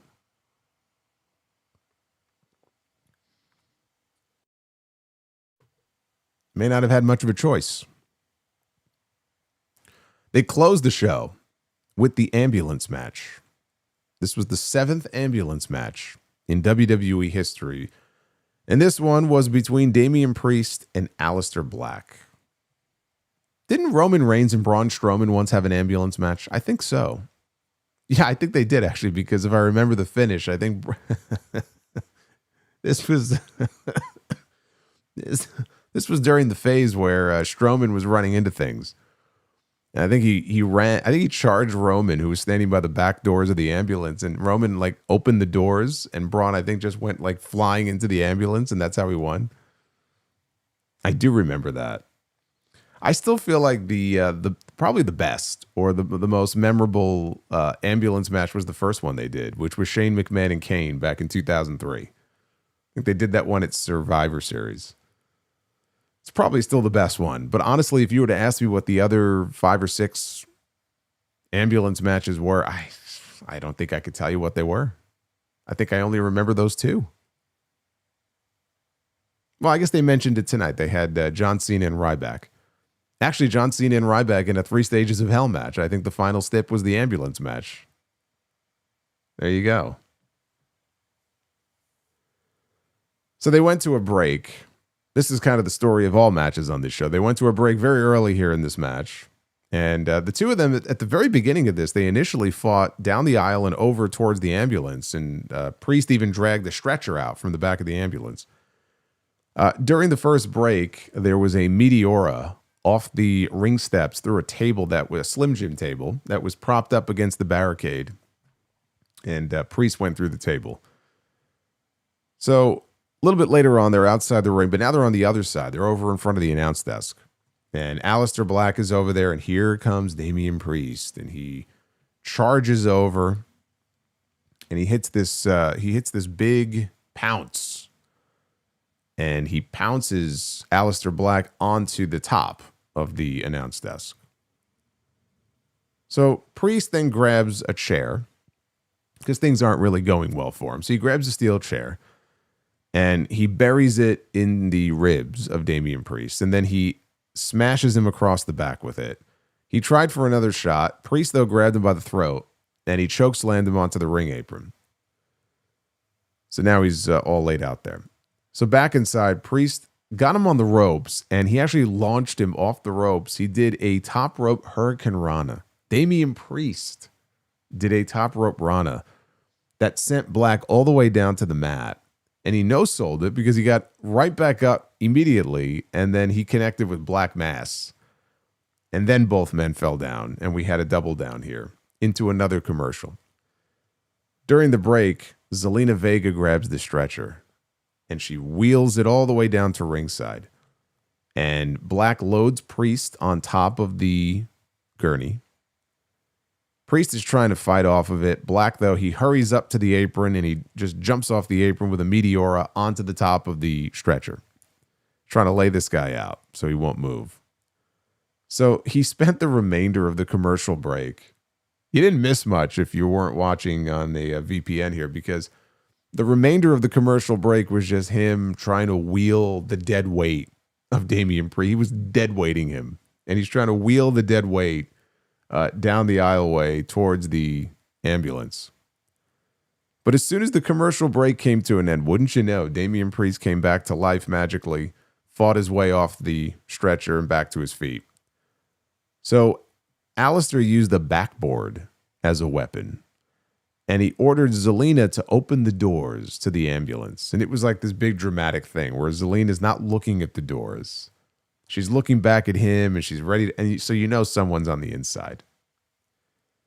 And she opens the doors, and who is crouched and inside waiting to pounce? Rhea Ripley, which of course gets a big reaction. The other terror twin is ready to help out her friend. So Zelina runs for her life to the ring. Rhea runs after her.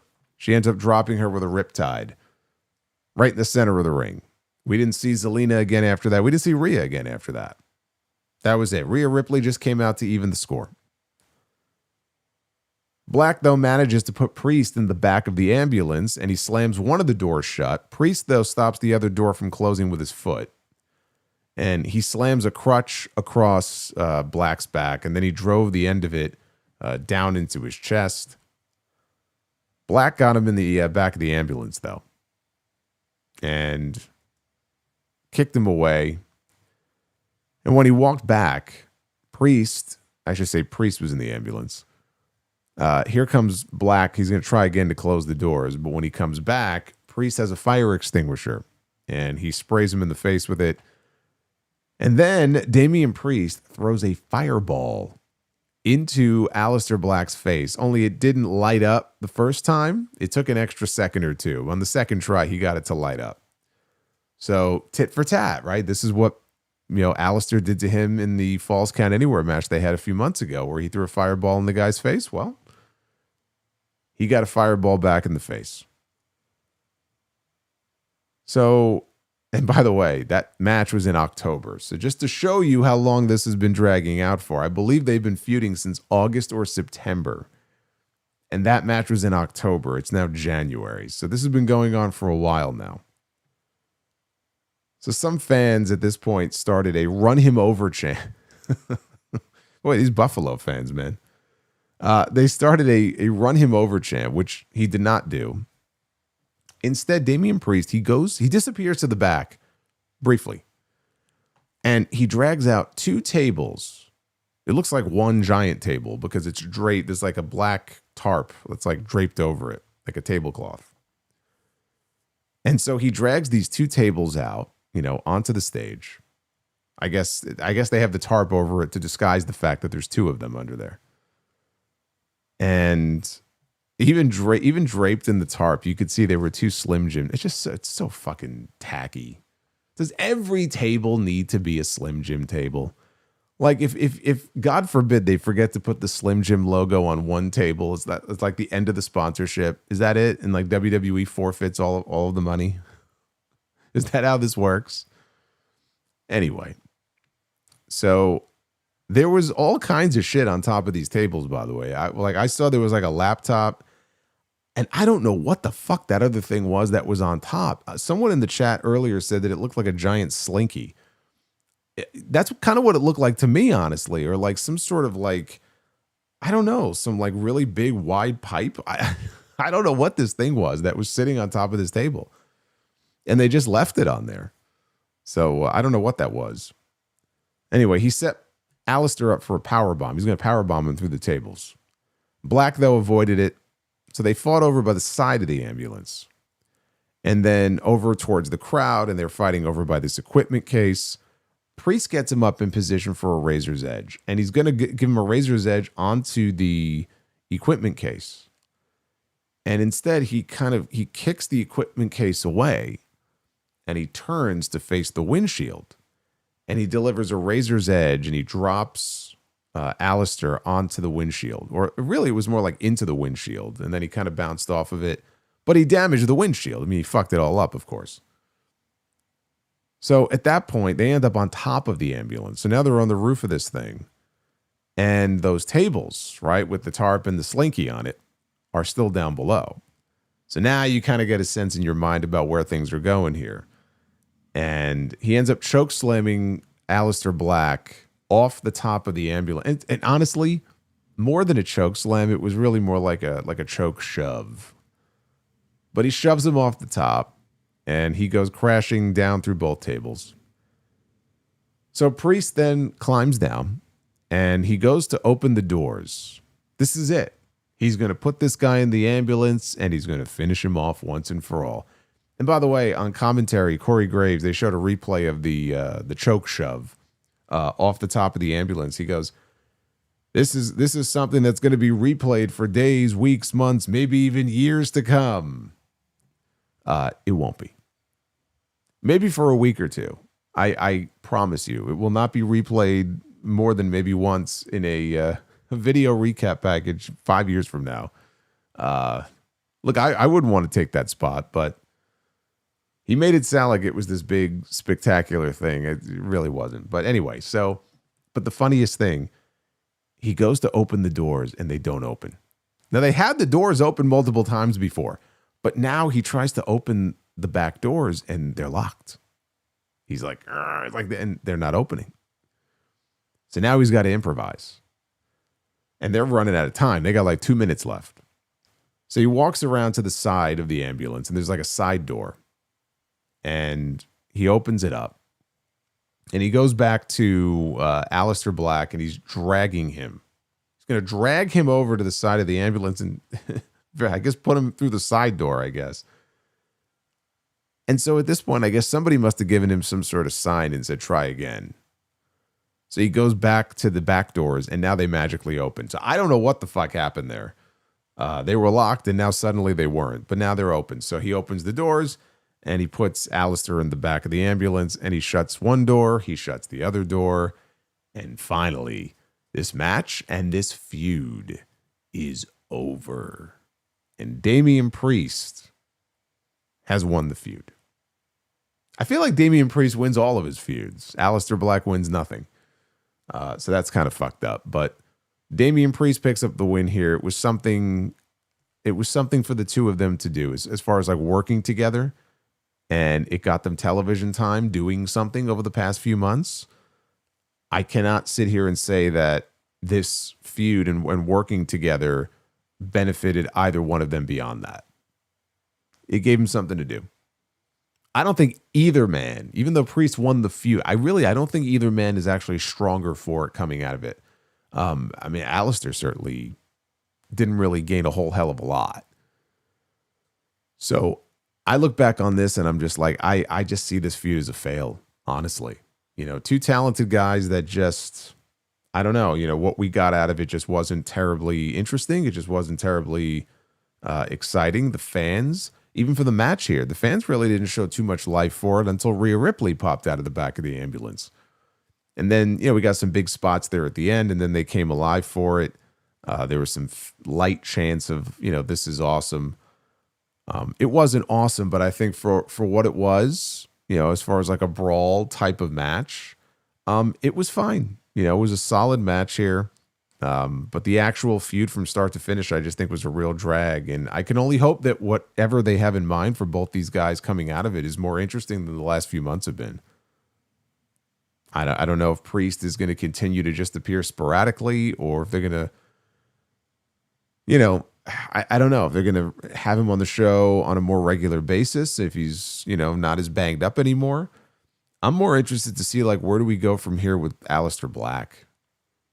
I don't really know what's next for him. I don't know if maybe he could be a candidate to take that championship from Carmelo Hayes at some point. Maybe he's the heel that they transitioned the U.S. title onto.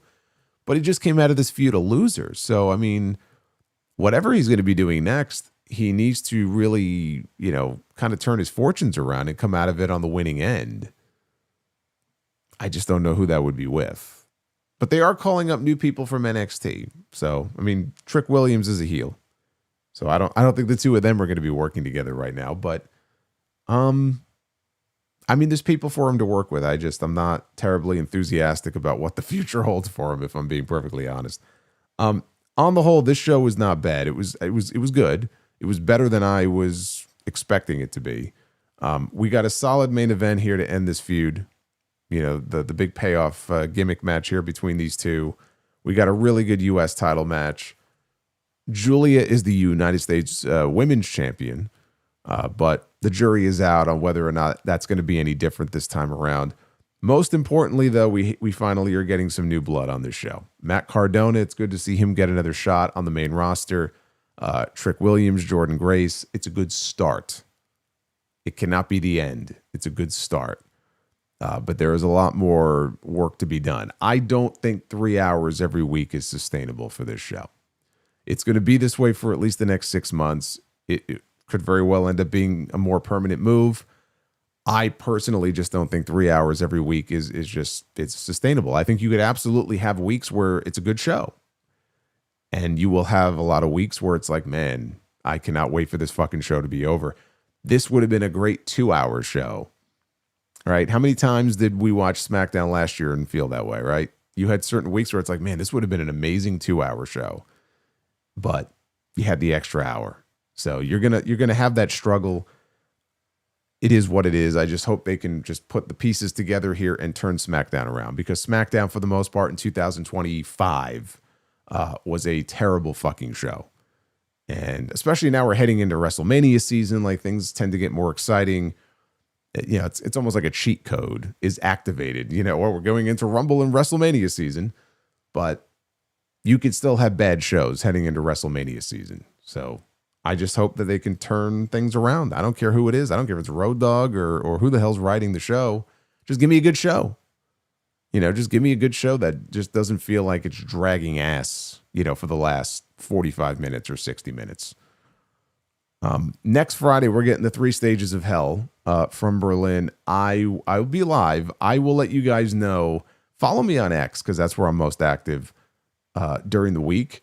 And I'll let you know what the plan is, because if the show is airing from Berlin, there's a very good chance I'll be able to watch it earlier using my VPN. So if I can, I probably still wouldn't go live until maybe 8 o'clock.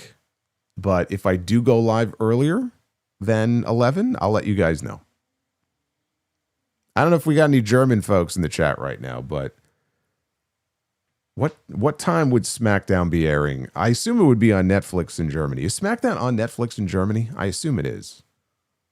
I have to imagine it's airing earlier in the day.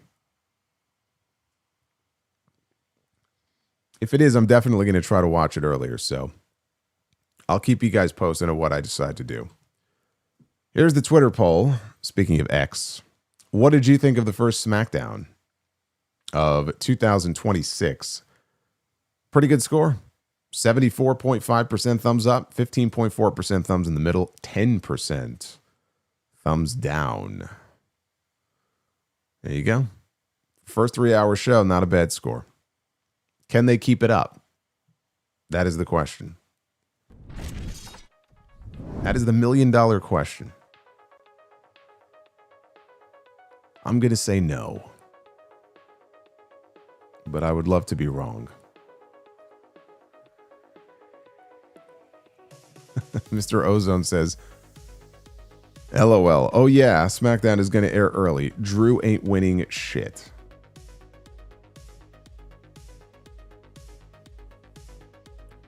Well, we'll see. It doesn't feel like it to me, but I think he should.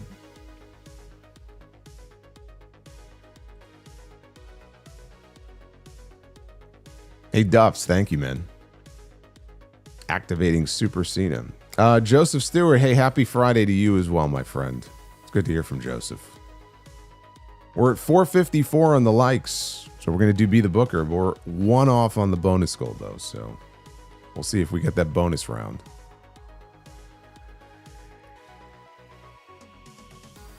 But Joseph, I hope you had a great birthday. His birthday was New Year's Eve. He spent part of it with us.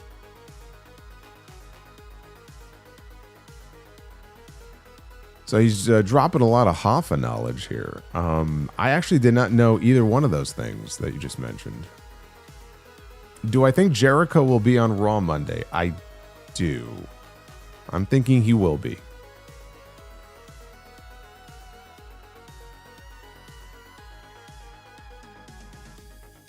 Why do you think there has been a lot of shoulder injuries in WWE and AEW?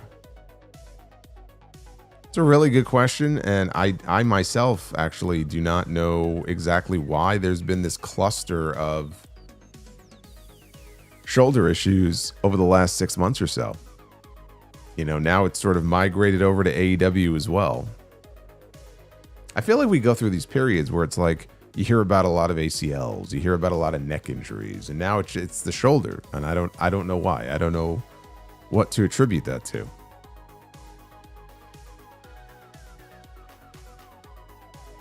Do I remember the show Bobby's World? No, I know our friend Bobby's World, who's usually with us here in the chat. Not the show though. But Mighty Joe Young, yes, I am familiar. If they made a movie about Vince McMahon, do you think Jack Nicholson would make a great Vince McMahon in the movie? No, you know, there's been talk about a Vince McMahon movie over the years, and I've thought about like who I think would play a good, you know, who I think would probably who might make a good Vince McMahon. I feel like Alec Baldwin probably, or maybe Kairi Sane. I don't know. Maybe Alec Baldwin. What do you think? They can make that work.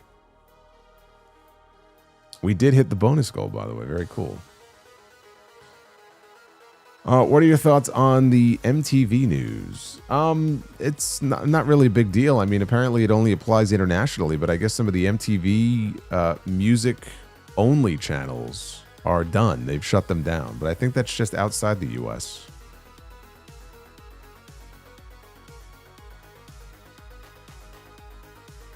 Tom Cruise, if he wasn't so short. Yeah, I guess I could see that. Maybe a little bit of prosthetic makeup. Will most of the WWE archives be available on Netflix? A lot of it will. Most I wouldn't say most, but there'll be PLEs and such that will be on there apparently. Will the WCW and ECW stuff be available on Netflix? No, that'll be on YouTube.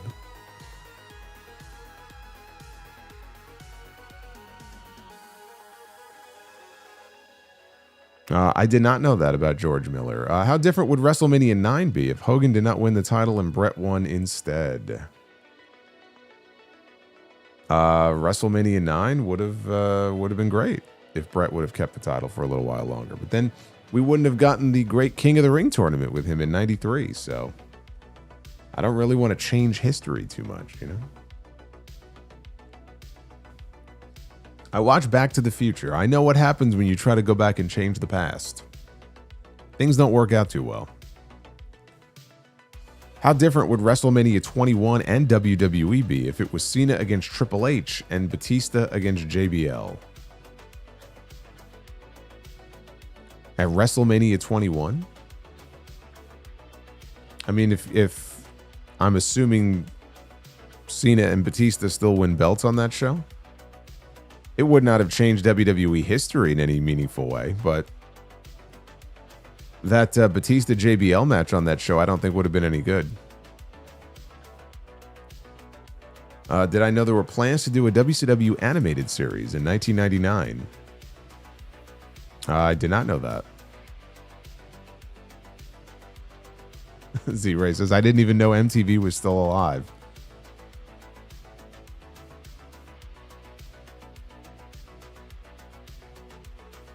Which wrestler do you think would make a great Jimmy Hoffa if they make another movie about Hoffa? I don't think there's any wrestler I could think of that would really be able to play Jimmy Hoffa.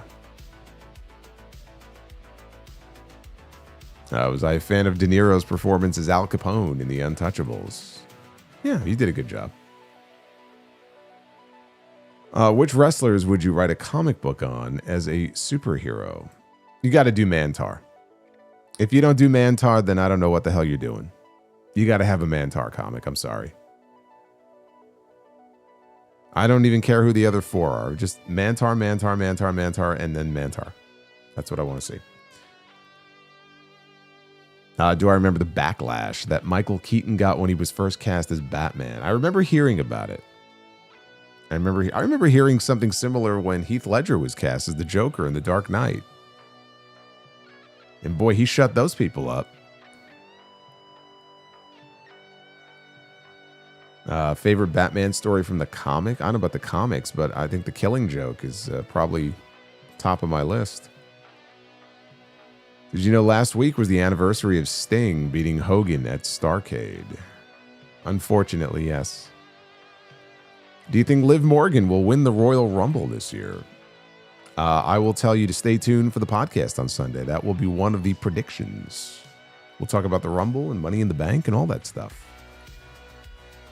Says, I hope you had a wonderful day yesterday celebrating the new year. And have a safe and wonderful weekend. Joseph, you too. Have a great weekend. Holiday 197, no matter how many big names are involved with the women's tag division, the division is still in trouble if they have to makeshift teams with big stars who will move back to singles pushes. They need to build existing teams. Well, they're not going to do that.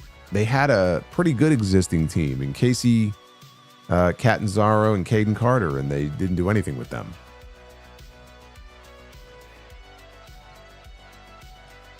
So if you're up in NXT and it's a situation where you've got an actual women's tag team, your future is probably very bleak on the main roster. You're better off doing your own thing. Toya says, finally we get Matt. Welcome to WWE. Victor, Happy New Year. Was Macho Man supposed to return to WWE around 2011 since he did that video promotion of the All-Stars video game? No. Although I think eventually there would have been kind of a softening of tensions between him and Vince. But that deal, I think, was made completely separate. I mean, I guess Vince would have had to have given the okay for it, but no.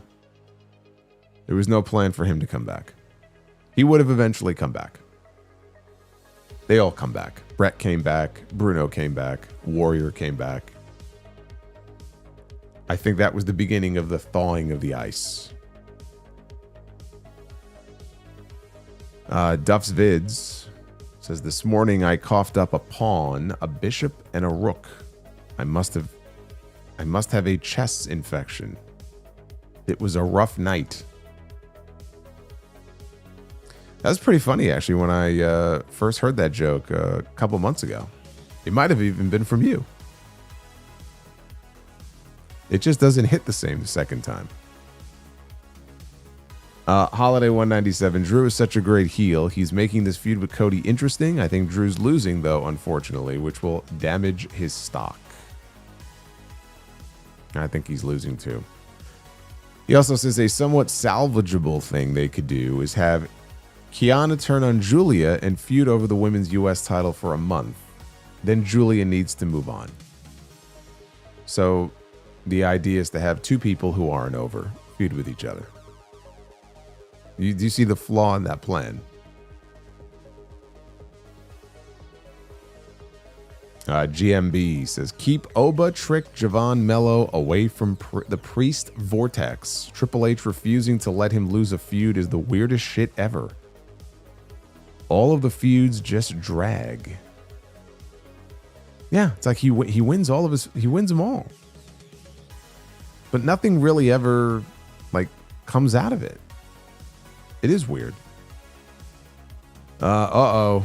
We got the Shoulder Demon. $5 super chat. I've had a pretty good 2025 breaking shoulders of your favorite wrestlers. 2026 business will be good. Oh no. Oh boy. The Shoulder Demon, looking forward here to 2026. What have I started, by the way, with this Shoulder Demon nonsense? Aaron with the 50. Again, I read Aaron's message earlier, but Aaron, I wish you a happy new year. I thank you for that 50 bomb. Duff's Vid says, did you hear about the ice cream truck accident? It crashed on a rocky road.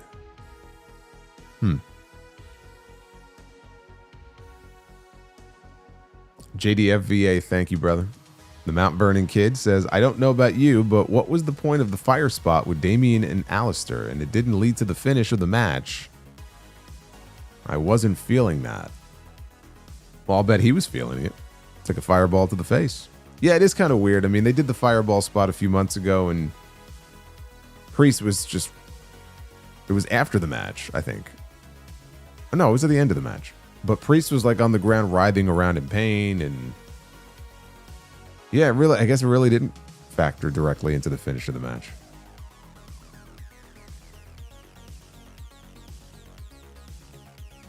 Alexander says SmackDown still needs more women despite Jordan. Yes, they do. My predictions are JC, Tatum, Zarya, and Sol Ruka. One or two of the four. Sol Ruka is got to be one for sure. You know, and I could see them wanting Sol and Zarya together, like on the same show. But again, you could also call all the members of Fatal Influence.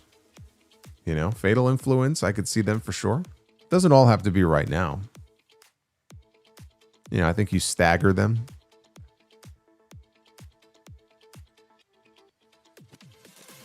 The Uffman says, could have been worse. Could have started the show with Triple H welcoming us to a new era. That's true. It is the dawning of a new era. Duff's Vids, what do you call it when you lose 25% of your roof? Oof. How did the blonde break his legs while raking leaves? He fell out of the tree. Hey now, you better be careful.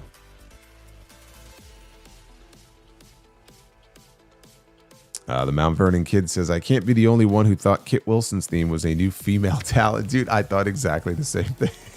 I thought it was like a new woman who was debuting. You know what it reminded? Oh man, you know what it reminded me of? The beginning of that song. I just got done talking about it like a week or two ago. It reminded me of like it would have been very similar to that awful Layla theme from many years ago. Like it sounded like a Divas theme, like a Divas era theme. Like Kelly Kelly or someone would be coming out to. Fucking terrible. Dubs Vid says, what's the hardest job in the world? A Chinese police sketch artist. Oh, man. Duff is misfiring here tonight. Prince Vegeta. He's going to keep trying, though. I believe in him. Prince Vegeta, you're going to get me one of these days. Triple H says, you want Drew to win the title? Nah. You get Giulia winning instead. Happy New Year. Why not both? But then you ain't getting Braun Breaker winning the title on Monday.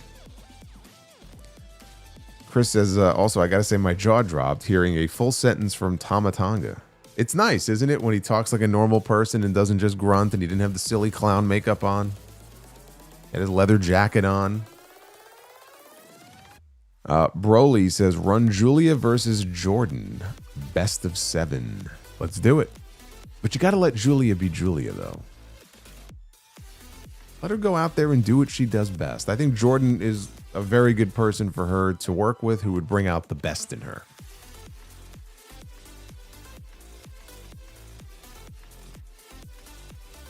Joshua, are you going to do your predictions Sunday? I've had like 5 different people ask me about this. And it makes me very sad because that means you did not listen to the podcast last week.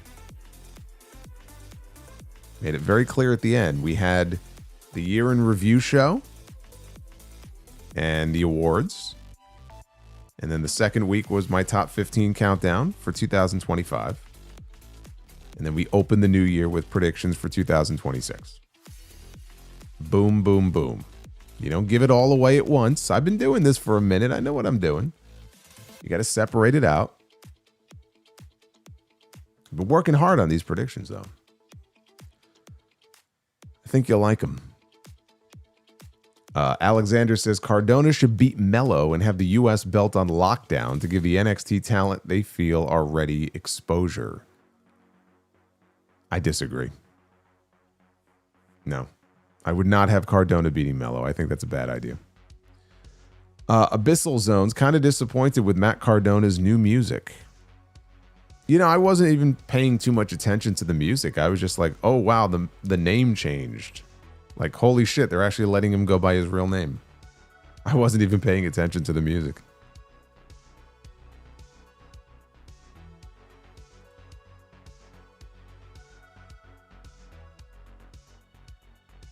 Dubs Vids, what is a cannabis? What's a cannibal's favorite song?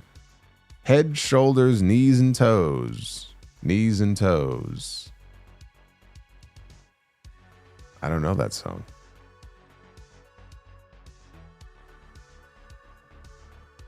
Alexander, Sami Zayn will put Trick in the camel clutch and make him humble. Rest in peace, Shiggy baby. Z-Ray with the 15. When Trick told Sami he wasn't done talking, it completely reminded me of The Rock. Yep, we talked about that before when the message came in. Toby, thank you again for the 12, brother. We got WWE Iceman 96 V12. $50. Thank you for backing me up on that. So I know I'm not crazy about the Gargano theme. See, he's looking out for me.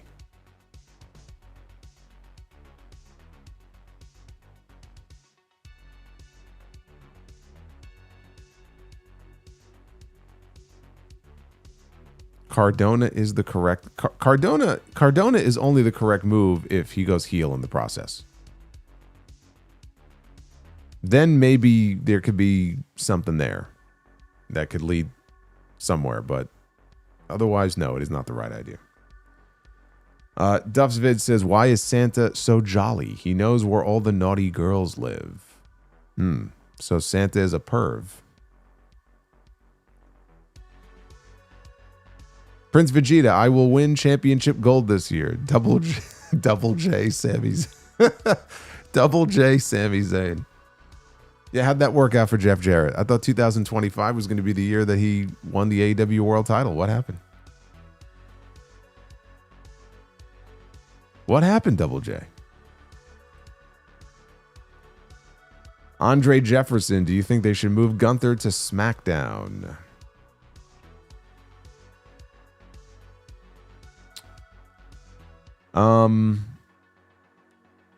I'm not against the move, just not right now.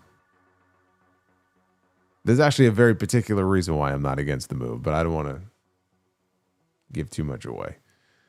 Z-Ray with the 10. Would it save Giulia if she also starts an open challenge? I know it won't happen, but just curious if it would help her.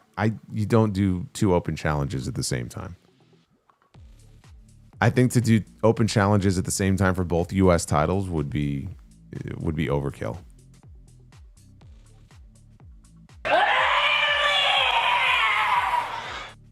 Oh boy, Barry with the 15. Screaming for Kairi. Aaron says, if it's Stephanie Rhea at WrestleMania, I would love Giulia and Io. I mean, I would love a Victoria's Secret model to go and ring my doorbell too, but that's not going to happen either. So, can't always get what we want, no matter how great it may be. Duff's Vids, no charisma Priest. Mid-card talent at best. Giulia also for now, till she can cut promos with her personality and compelling stories needed also. 3 hours is too long. See, now that's the best message all night. 3 hours is too long. Not for the sound off, of course. Super Pony, does Randy cost Cody? If so, how do you think they go about doing it? No, he doesn't. Why would he cost Cody? He said he's coming for the title, and then just to fuck over Cody, so that Drew, who he also does, who not also, but like who he doesn't like, wins the title. If Cody would have said to Randy, "No, I'm not giving you a shot at the title tonight," when Randy made that comment, then it's like, okay, then I'm going to cost you the title. But he didn't do that. I don't know. Randy costing Cody next week. I guess if he did, it would have to be an accident, but like, why would Randy even get involved? Like, if he cost him, it would have to be by accident, but I'm just struggling to try to figure out why he would even get involved.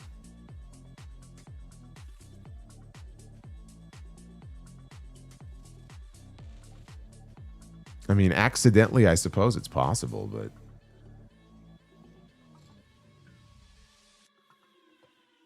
I don't know. I'm not really thinking in that direction right now.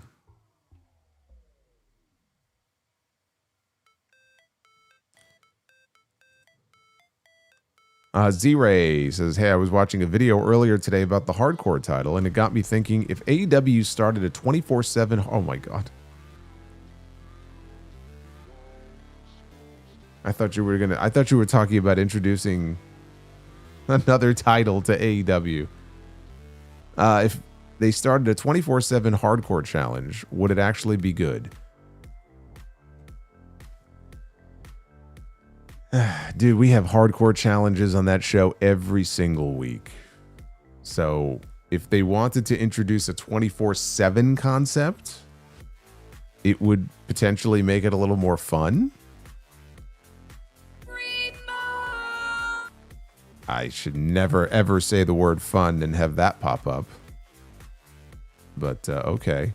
I mean, I'm not actually opposed to the idea, but just like I mean, there's nothing on the line, though. Like, you know, I cannot, in good conscience, sit here and advocate for a new championship, so. What would be the 24/7 hardcore challenge? For what? The whole point of that was that people were chasing after the hardcore title.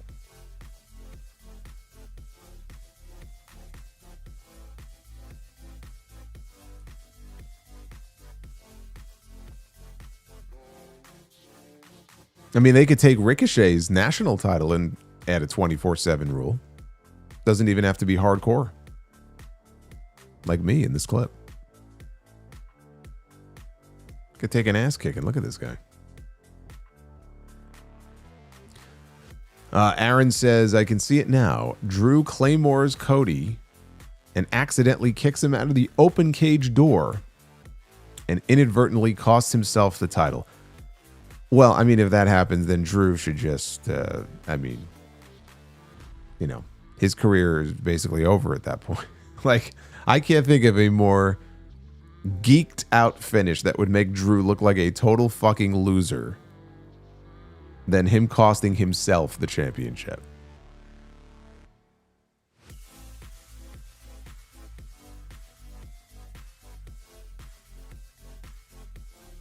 Super Pony, we are totally getting LA and Y2J at Mania, aren't we? You gotta wait until Sunday, brother. You gotta wait until Sunday. I ain't giving it away. Base Beerus says Clint Eastwood as Vince McMahon. Get off my lawn. Now you gotta say it like Vince though. Get off my lawn.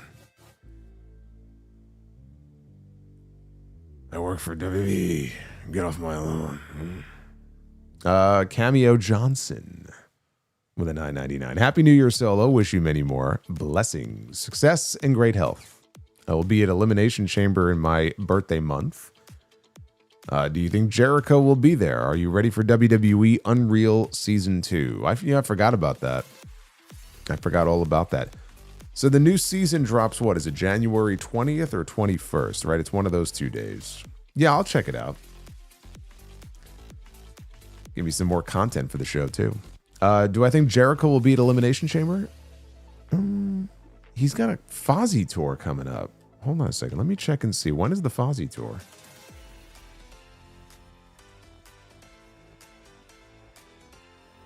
Elimination Chamber is February 28th, right? Okay, so he's got a Fozzy tour through February 21st.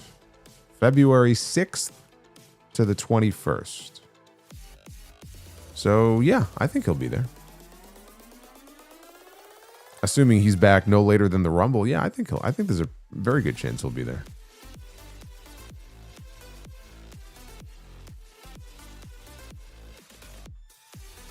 Refresh this and get all the current ones in here. Got some good questions here. You guys are on the ball tonight. 89 Tech, I want to know your thoughts on Cody's title reign. I think it's been underwhelming. Would you do a double turn sometime down the road? And if so, with whom? Yeah, it's been a little underwhelming. I'm not going to lie. I mean, the Drew stuff, I just wish there was some more variety with it. It's just, Cody wins. Drew complains about getting screwed for the 5th time. It's like, Drew's trying to make it work, but it's not been a great story.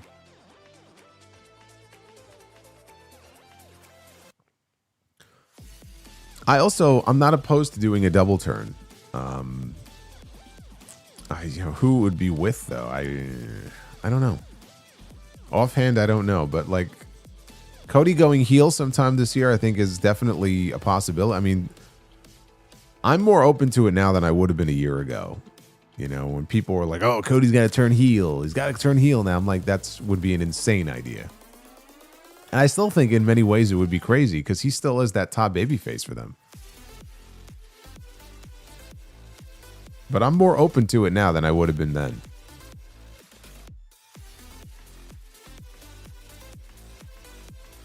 Double turn with Drew.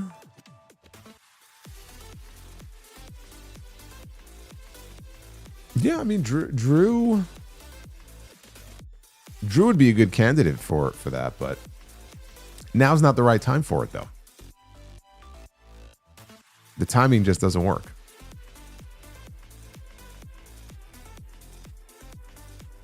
Jeremy Rose. So Drew loses, and then what? Loses a feud with Jacob? What is the point? Black should have won tonight. Priest wouldn't hurt losing this feud. Black would be seen as a top star. But Triple H is clueless. Would he be seen as a top star, though? I mean, it's been a very boring feud. I agree. I would have preferred to have seen him win, but him winning, like if he would have won the ambulance match tonight, I don't know that it raised his stock that much. Base Beerus, say shoulder soldier 5 times fast. Shoulder soldiers, shoulder soldier, shoulder soldier, shoulder soldier, shoulder soldier. There you go. I win. VJ, the fireball spot made Hulk and Warrior proud. Well, that one was far worse. That one was far worse.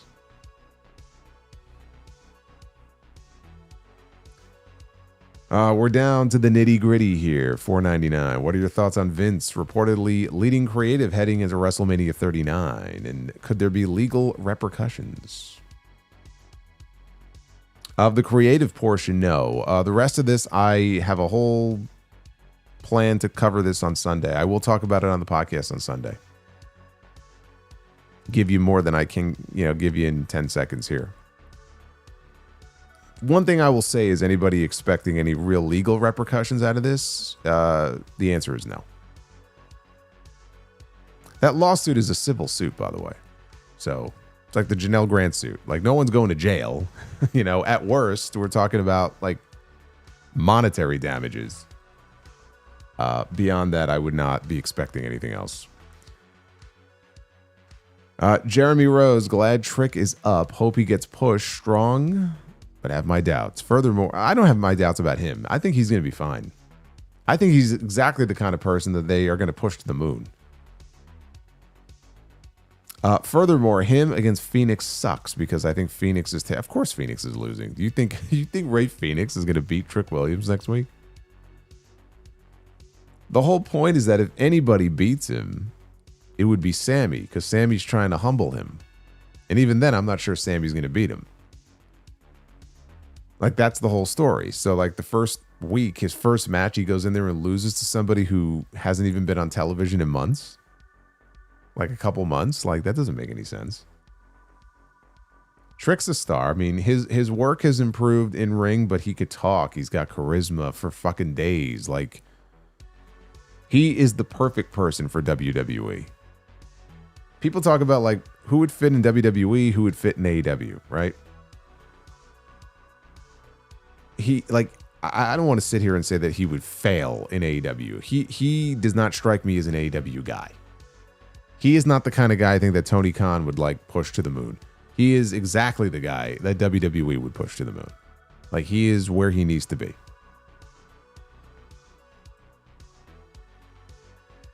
Barry says, even with the music edits, I'll miss being able to watch full ECW shows, but I'll never use Peacock again. It felt so lazy with random pictures as thumbnails and lazy video descriptions. Yeah, I was never a fan of the way Peacock just, like, organized everything. Casper the Tryhard. I'll be very disappointed if Sammy does not actually win a world title this year. Almost as disappointed as I was when this douchebag camp counselor took all my Pokemon cards back in the day.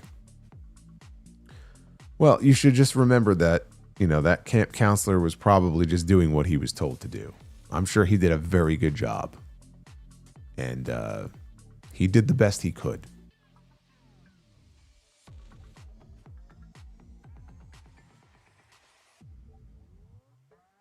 CJ, I heard Bianca is not going to be back by the Royal Rumble. I hope this is not true. I miss Bianca. I don't know where you heard that. There's been no update on Bianca Belair.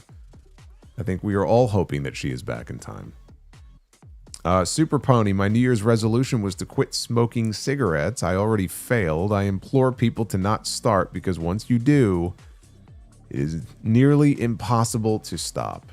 It's a very addicting thing, and there are a lot of people who struggle with it. They try patches and gum, and some people quit cold turkey. Like, a lot of people just don't have the ability or the willpower to do it. It's very difficult. So the best thing you could do is just not start doing it. But I wouldn't say it's impossible. Like, I know you can do it. You just gotta really want it. It's a big commitment, I know, as any addiction is, but I don't want you to feel so discouraged that you just say, fuck it, I'm just going to do it anyway. Because believe me, like, what it could lead to later in life, as far as other nasty illnesses and stuff, like, you don't want to be dealing with that. It ain't worth the lung cancer.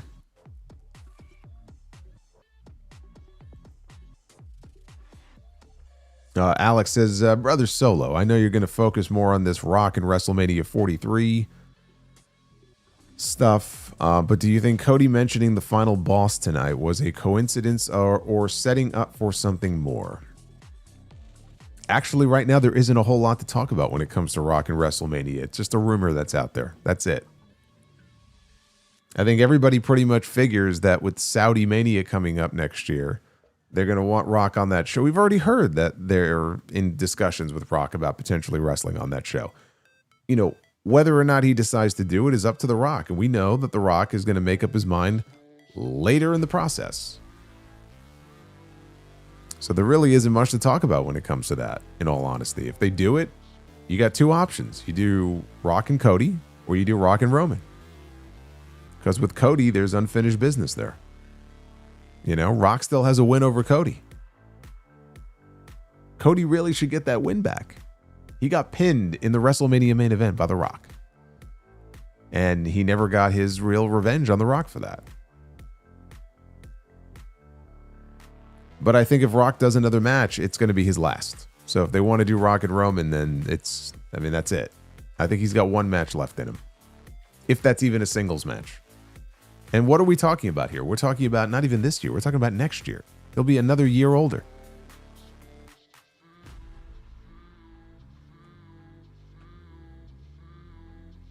But Cody mentioning the final boss tonight, I don't think it's setting up for anything. Base Beerus says, age-old question, Alexa Bliss or Liv Morgan? I mean, in terms of what? Exactly. I'll go Liv Morgan. Jeremy says, let's say Cody eventually goes heel in 26. What kind of heel is he? Drew heel blaming everyone, corporate heel Hollywood Rock style, or just straight Cena you people don't appreciate? Nah, he can't do that. I mean, that's like basic bitch type shit. I think it would be, I mean, of the options that you've presented me, I don't see him like blaming everybody. I think it would be more like, he's already very corporate, so it would just be like an even more corporate version, I guess. I don't know. I mean, everyone's like, Highlander Cody. Like, I didn't see The Boys, so I don't get the reference. But apparently they want him to be Highlander Cody. So what does that mean? Probably that version of him. I think more like just like this corporate politician type who just, you see right through him. You can't trust the word he says. I think people would be able to kind of buy into that.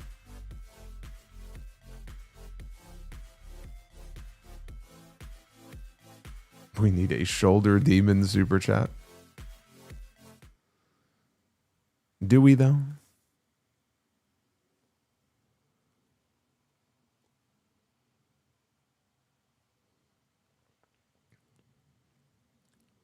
Homelander is face Cody, LOL. Homelander pretends to be a superhero, but he is a psychopath. Well, there you go. I agree. Homelander Cody. What did I say? I said hi. I said Highlander. No, Homelander. Highlander Cody is a completely different gimmick.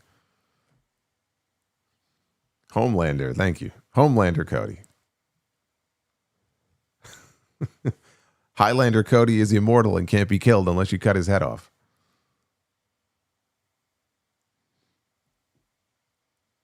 Linkmaster. Are there ads on wrestling figure ring / props? Not that I've seen. Although don't give TKO any ideas.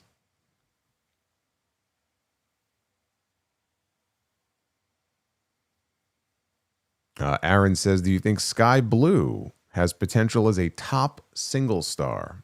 As a top single star, I don't. She could be a star. I don't see her as a top single star. And Linkmaster, undashing Cody reemerges. Bring back the paper bags. You got to bring back the paper bags and the grooming tips and the face mask. No, we could do better than that. Highlander Cody equals what Spartacus Flair might have been. Oh my God, with the earring. Is that what Jim Hurd wanted to do? All right, well, we hit the bonus goal in addition to 400 likes. Actually, it's 512 likes. Jesus. God, you guys blew it out of the water with that. So let's get to it. It's getting late. Let's be the booker. Ladies and gentlemen, it is now time to be the booker. All right.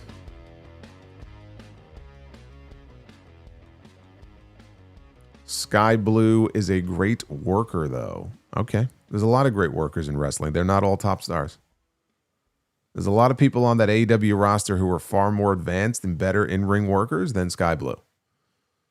She's got a lot of competition there. I'm just saying I don't see it.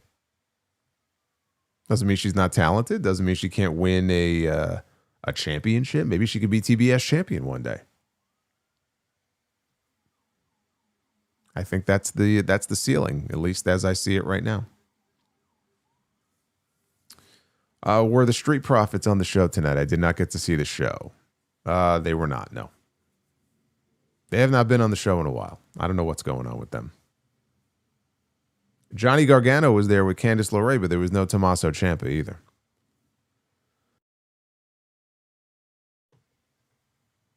Speaking of tag teams, oh boy, look at the first tag team that we've landed on here. It is Pat Patterson and Gerald Briscoe, the Stooges. Look at this. First IC champ, Rio de Janeiro, and the Briscoe Brothers Body Shop in Tampa.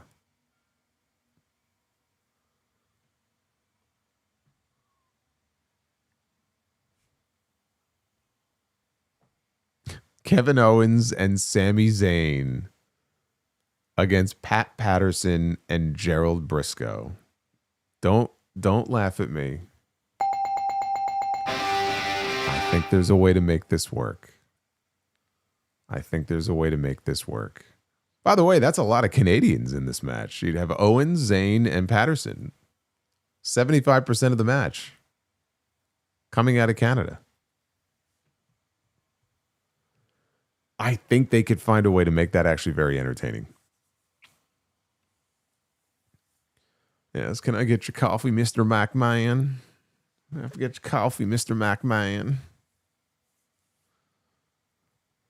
We have Rhea Bloody Ripley is going to be challenging, I'm sure, for a championship here and be the booker. Who is she going to be challenging for the championship, though? That's the question. Zoe Stark, who should be making her return in the not-too-distant future. Wish her all the best. One of the, honestly, it's the nastiest injuries that I have seen. Like, a knee is not supposed to bend the way that her knee bent. And that blood-curdling scream that she let out. I wish I could unhear that. All right, our night one main event, since you guys unlocked a second night. We have Bray Wyatt is in the main event.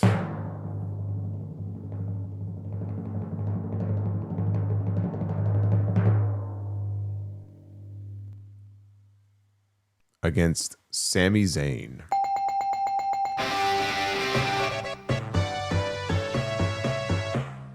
There you go. We got a clean sweep. Bray Wyatt and Sami Zayn is your main event for night one in a Be the Booker 2-night extravaganza, which now moves on to night number 2. And on night number 2, we do stipulations. See, now it's funny. Drew McIntyre picked 3 stipulations, right, for his 3 stages of hell. And they're all very basic stipulations. So now we get a chance to pick some stipulations.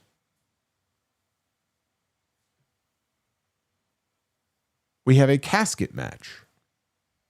Okay. I wanted to start with the tag team match though. Tag team. We'll do a tag team casket match. It can be done. We've done this before. We did a tag team casket match not too long ago.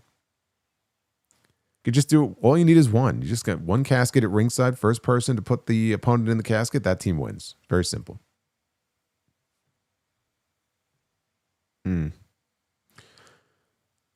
We have Mizdow. The Miz and Damian Sandow.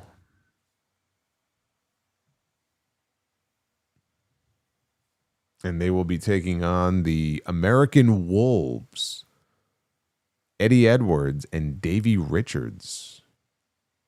That's right, the former TNA Tag Team Champions.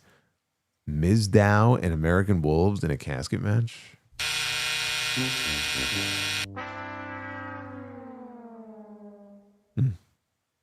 I guess there will be no double sweep tonight.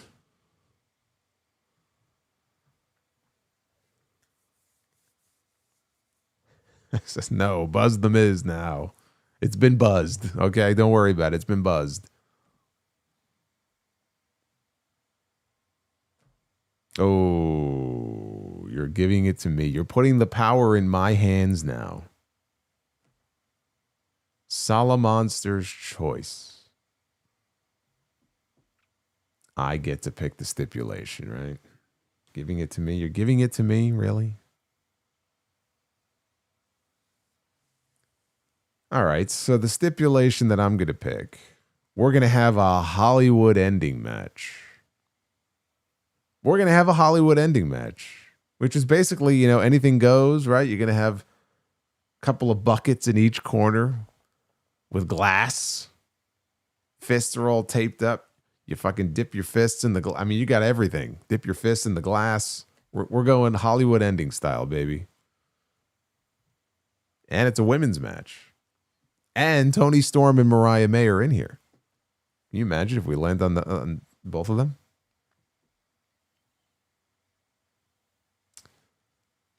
All right, it's going to be a Hollywood ending with Meiko Satomura. The legendary Meiko Satomura, who retired in April of last year. She is unretiring now to have a Hollywood ending match. Real glass, that's right. Cry me a river.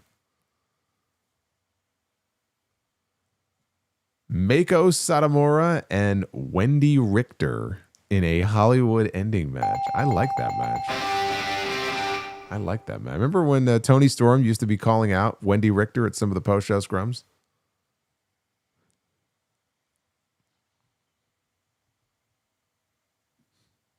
What a weird match. Meiko Satomura and Wendy Richter in a Hollywood ending match. And now we have a table match. Every match is a table match these days.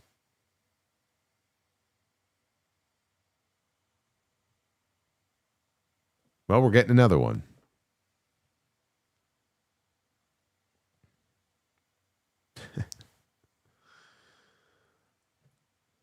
Oh, it's our boy Braun Strowman. I just mentioned him when he ran right into the back of the open ambulance and lost to Roman Reigns. You see in this image, he's getting ready. This is the Strowman Express that's in mid-trip right now in this image. Someone's getting the Strowman Express here. Who's it going to be?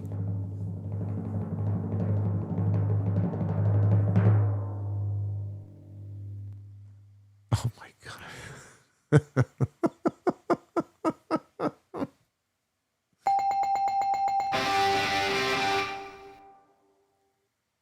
Well, I guess we're getting it again, even though I feel like I just willed it into existence. Roman Reigns. Roman Reigns against Braun Strowman. Only it's not an ambulance match. It's a table match. He's not finished with him. Apparently not. He's not finished with Roman. Man. Did I nail that match or did I nail that match? I didn't nail the stip, but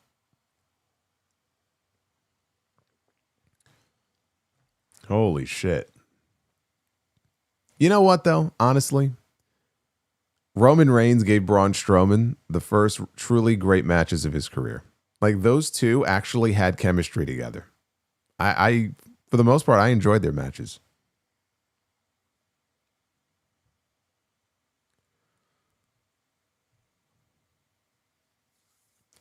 Let's go through these final super chats here. If you got anything to say, get them on in, and I will read them here.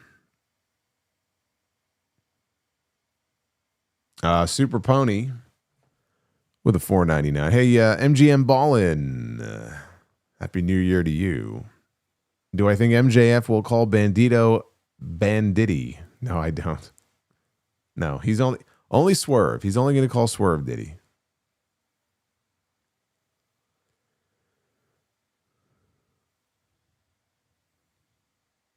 He may call him like the Bandiddler or something like that, but he's not going to call him Banditti.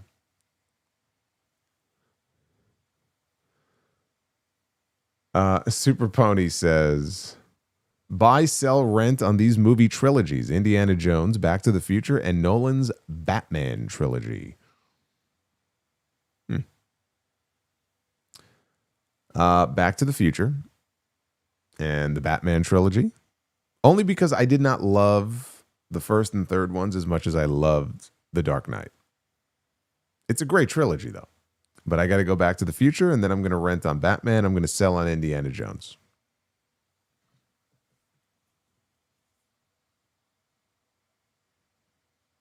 Aaron says Cody's heel character could be a self-righteous jerk who cheats to win because he believes him on top is the best for business. He would still believe he's a face and act as one, not getting why the fans are booing him.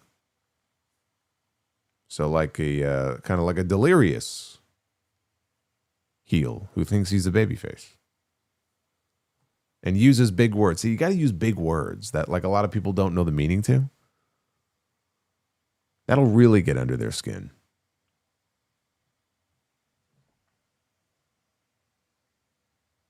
Luis with a 5. Did I watch the Road Parade?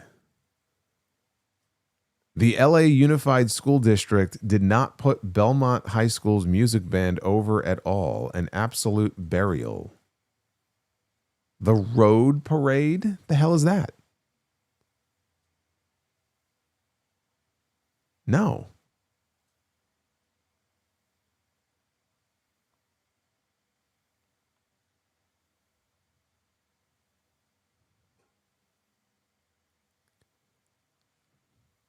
Anyway, MGM Ball, and thank you for the member message in the 18 months.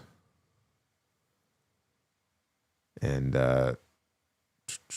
Toby had a member chat earlier on, 39 months. Does anyone know what time SmackDown starts next week on Netflix? Just asking. I offhand I don't know, but somebody had mentioned to me that Eastern time, it would be airing at 2:00 Eastern if you use a VPN to watch it. But beyond that, I don't know. I don't know.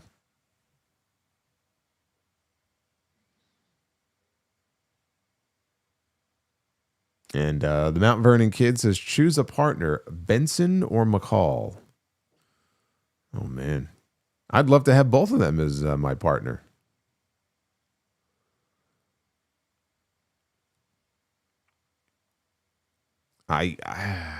Man, that's a tough call. I think I might go with McCall, though. I might go with Didi McCall on that one. And I think that catches us all up. I believe so. You guys killed it today. That's a great way to kick off the new year. A lot of great questions, a lot of love and support tonight. I love seeing it. Bring that heat on Monday because we got a big Raw coming up Monday night. First Raw of 2026. It's in my backyard, but I'll be here with you. And a big World Heavyweight Championship match between CM Punk and Braun Breaker. Possibly, maybe, the return of Chris Jericho. We got Becky Lynch against Maxine Dupree for the Intercontinental title. We got Rhea and Io against the Kabuki Warriors for the tag team titles. So it should be a big show, and it should be a big stream. I am looking forward to it. And you'll definitely want to check out episode 945 of the Sound Off on Sunday. All the news of the week. I'll talk more about that Vince McMahon stuff. I got some thoughts on that. And the William Regal controversy that bubbled up as well. We got some other news and notes, but also predictions for 2026. Should be a good time. Am I going to cover TNA? Good question. I am probably going to cover the first show. Am I going to be streaming live every week? No, I will not. Thursday is my one night off. But I'm thinking about maybe going live that night for the first one on AMC on the 15th. I'm thinking about it. I'll definitely cover it on the podcast at the very least. But maybe we'll go live that week. I don't know. We'll see.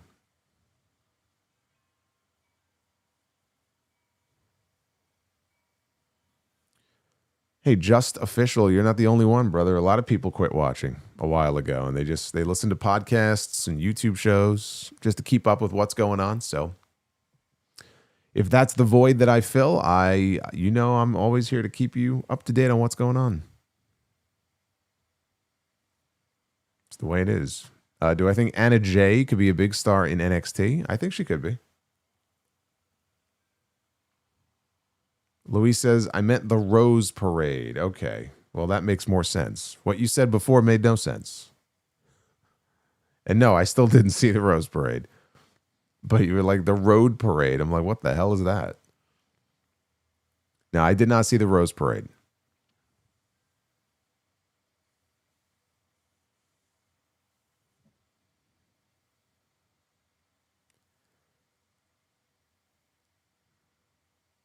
And Leopoldo with the 5. Try this 5 times fast to end the night. Top chopstick, shop stock, top chopsticks. I can't. I could do top chopstick, shop stock, top chopsticks. But then if I try it again, I'm going to fuck it up. You win. By the way, that reminds me, by the way, before I get out of here. If you did not see it, on the WWE Vault channel on YouTube, this is the kind of shit that I live for, by the way. They uploaded a video. It's like 25 minutes of, it's not even really like bloopers so much. I mean, some of them are bloopers, but it's Golden Era WWF. So I think all the stuff is basically from the mid to late 80s, maybe early 90s. So from that era of like when they're filming promos and producing like promos, like the behind the scenes. It's just fascinating. So you see like Rick Rude and Andre the Giant, Mr. Perfect. They show you the vignettes where he threw the dart, right? And I would love to know how many takes he had to do because he could not get it. Like every single time the dart was off. And so he had to keep trying over and over again. I love it. I just fucking love it. There's footage in there of Andre the Giant was doing some sort of sponsorship, but he was doing like an ad for a car dealership somewhere. And like this poor bastard, like one of the shots is like this, the punchline is that the guy keeps bringing him these like really small cars. And Andre's like, it was too small for me, boss. Right. So there's one car with a sunroof. It's like a tiny little piece of shit car. And he has to like sit in the car. I'm like, how the hell did he even get in the car? And they're just constantly filming over and over again. Anyway, 25 minutes of this. I love it. Go check it out. It's on the Vault. You could fall asleep to it tonight. Anyway, thank you, Leopoldo. Be well, stay safe, And come on back here on Monday night for the Raw post show. But don't forget, episode 945 on Sunday. It's going to be good. Have a good weekend. I'll see you guys then.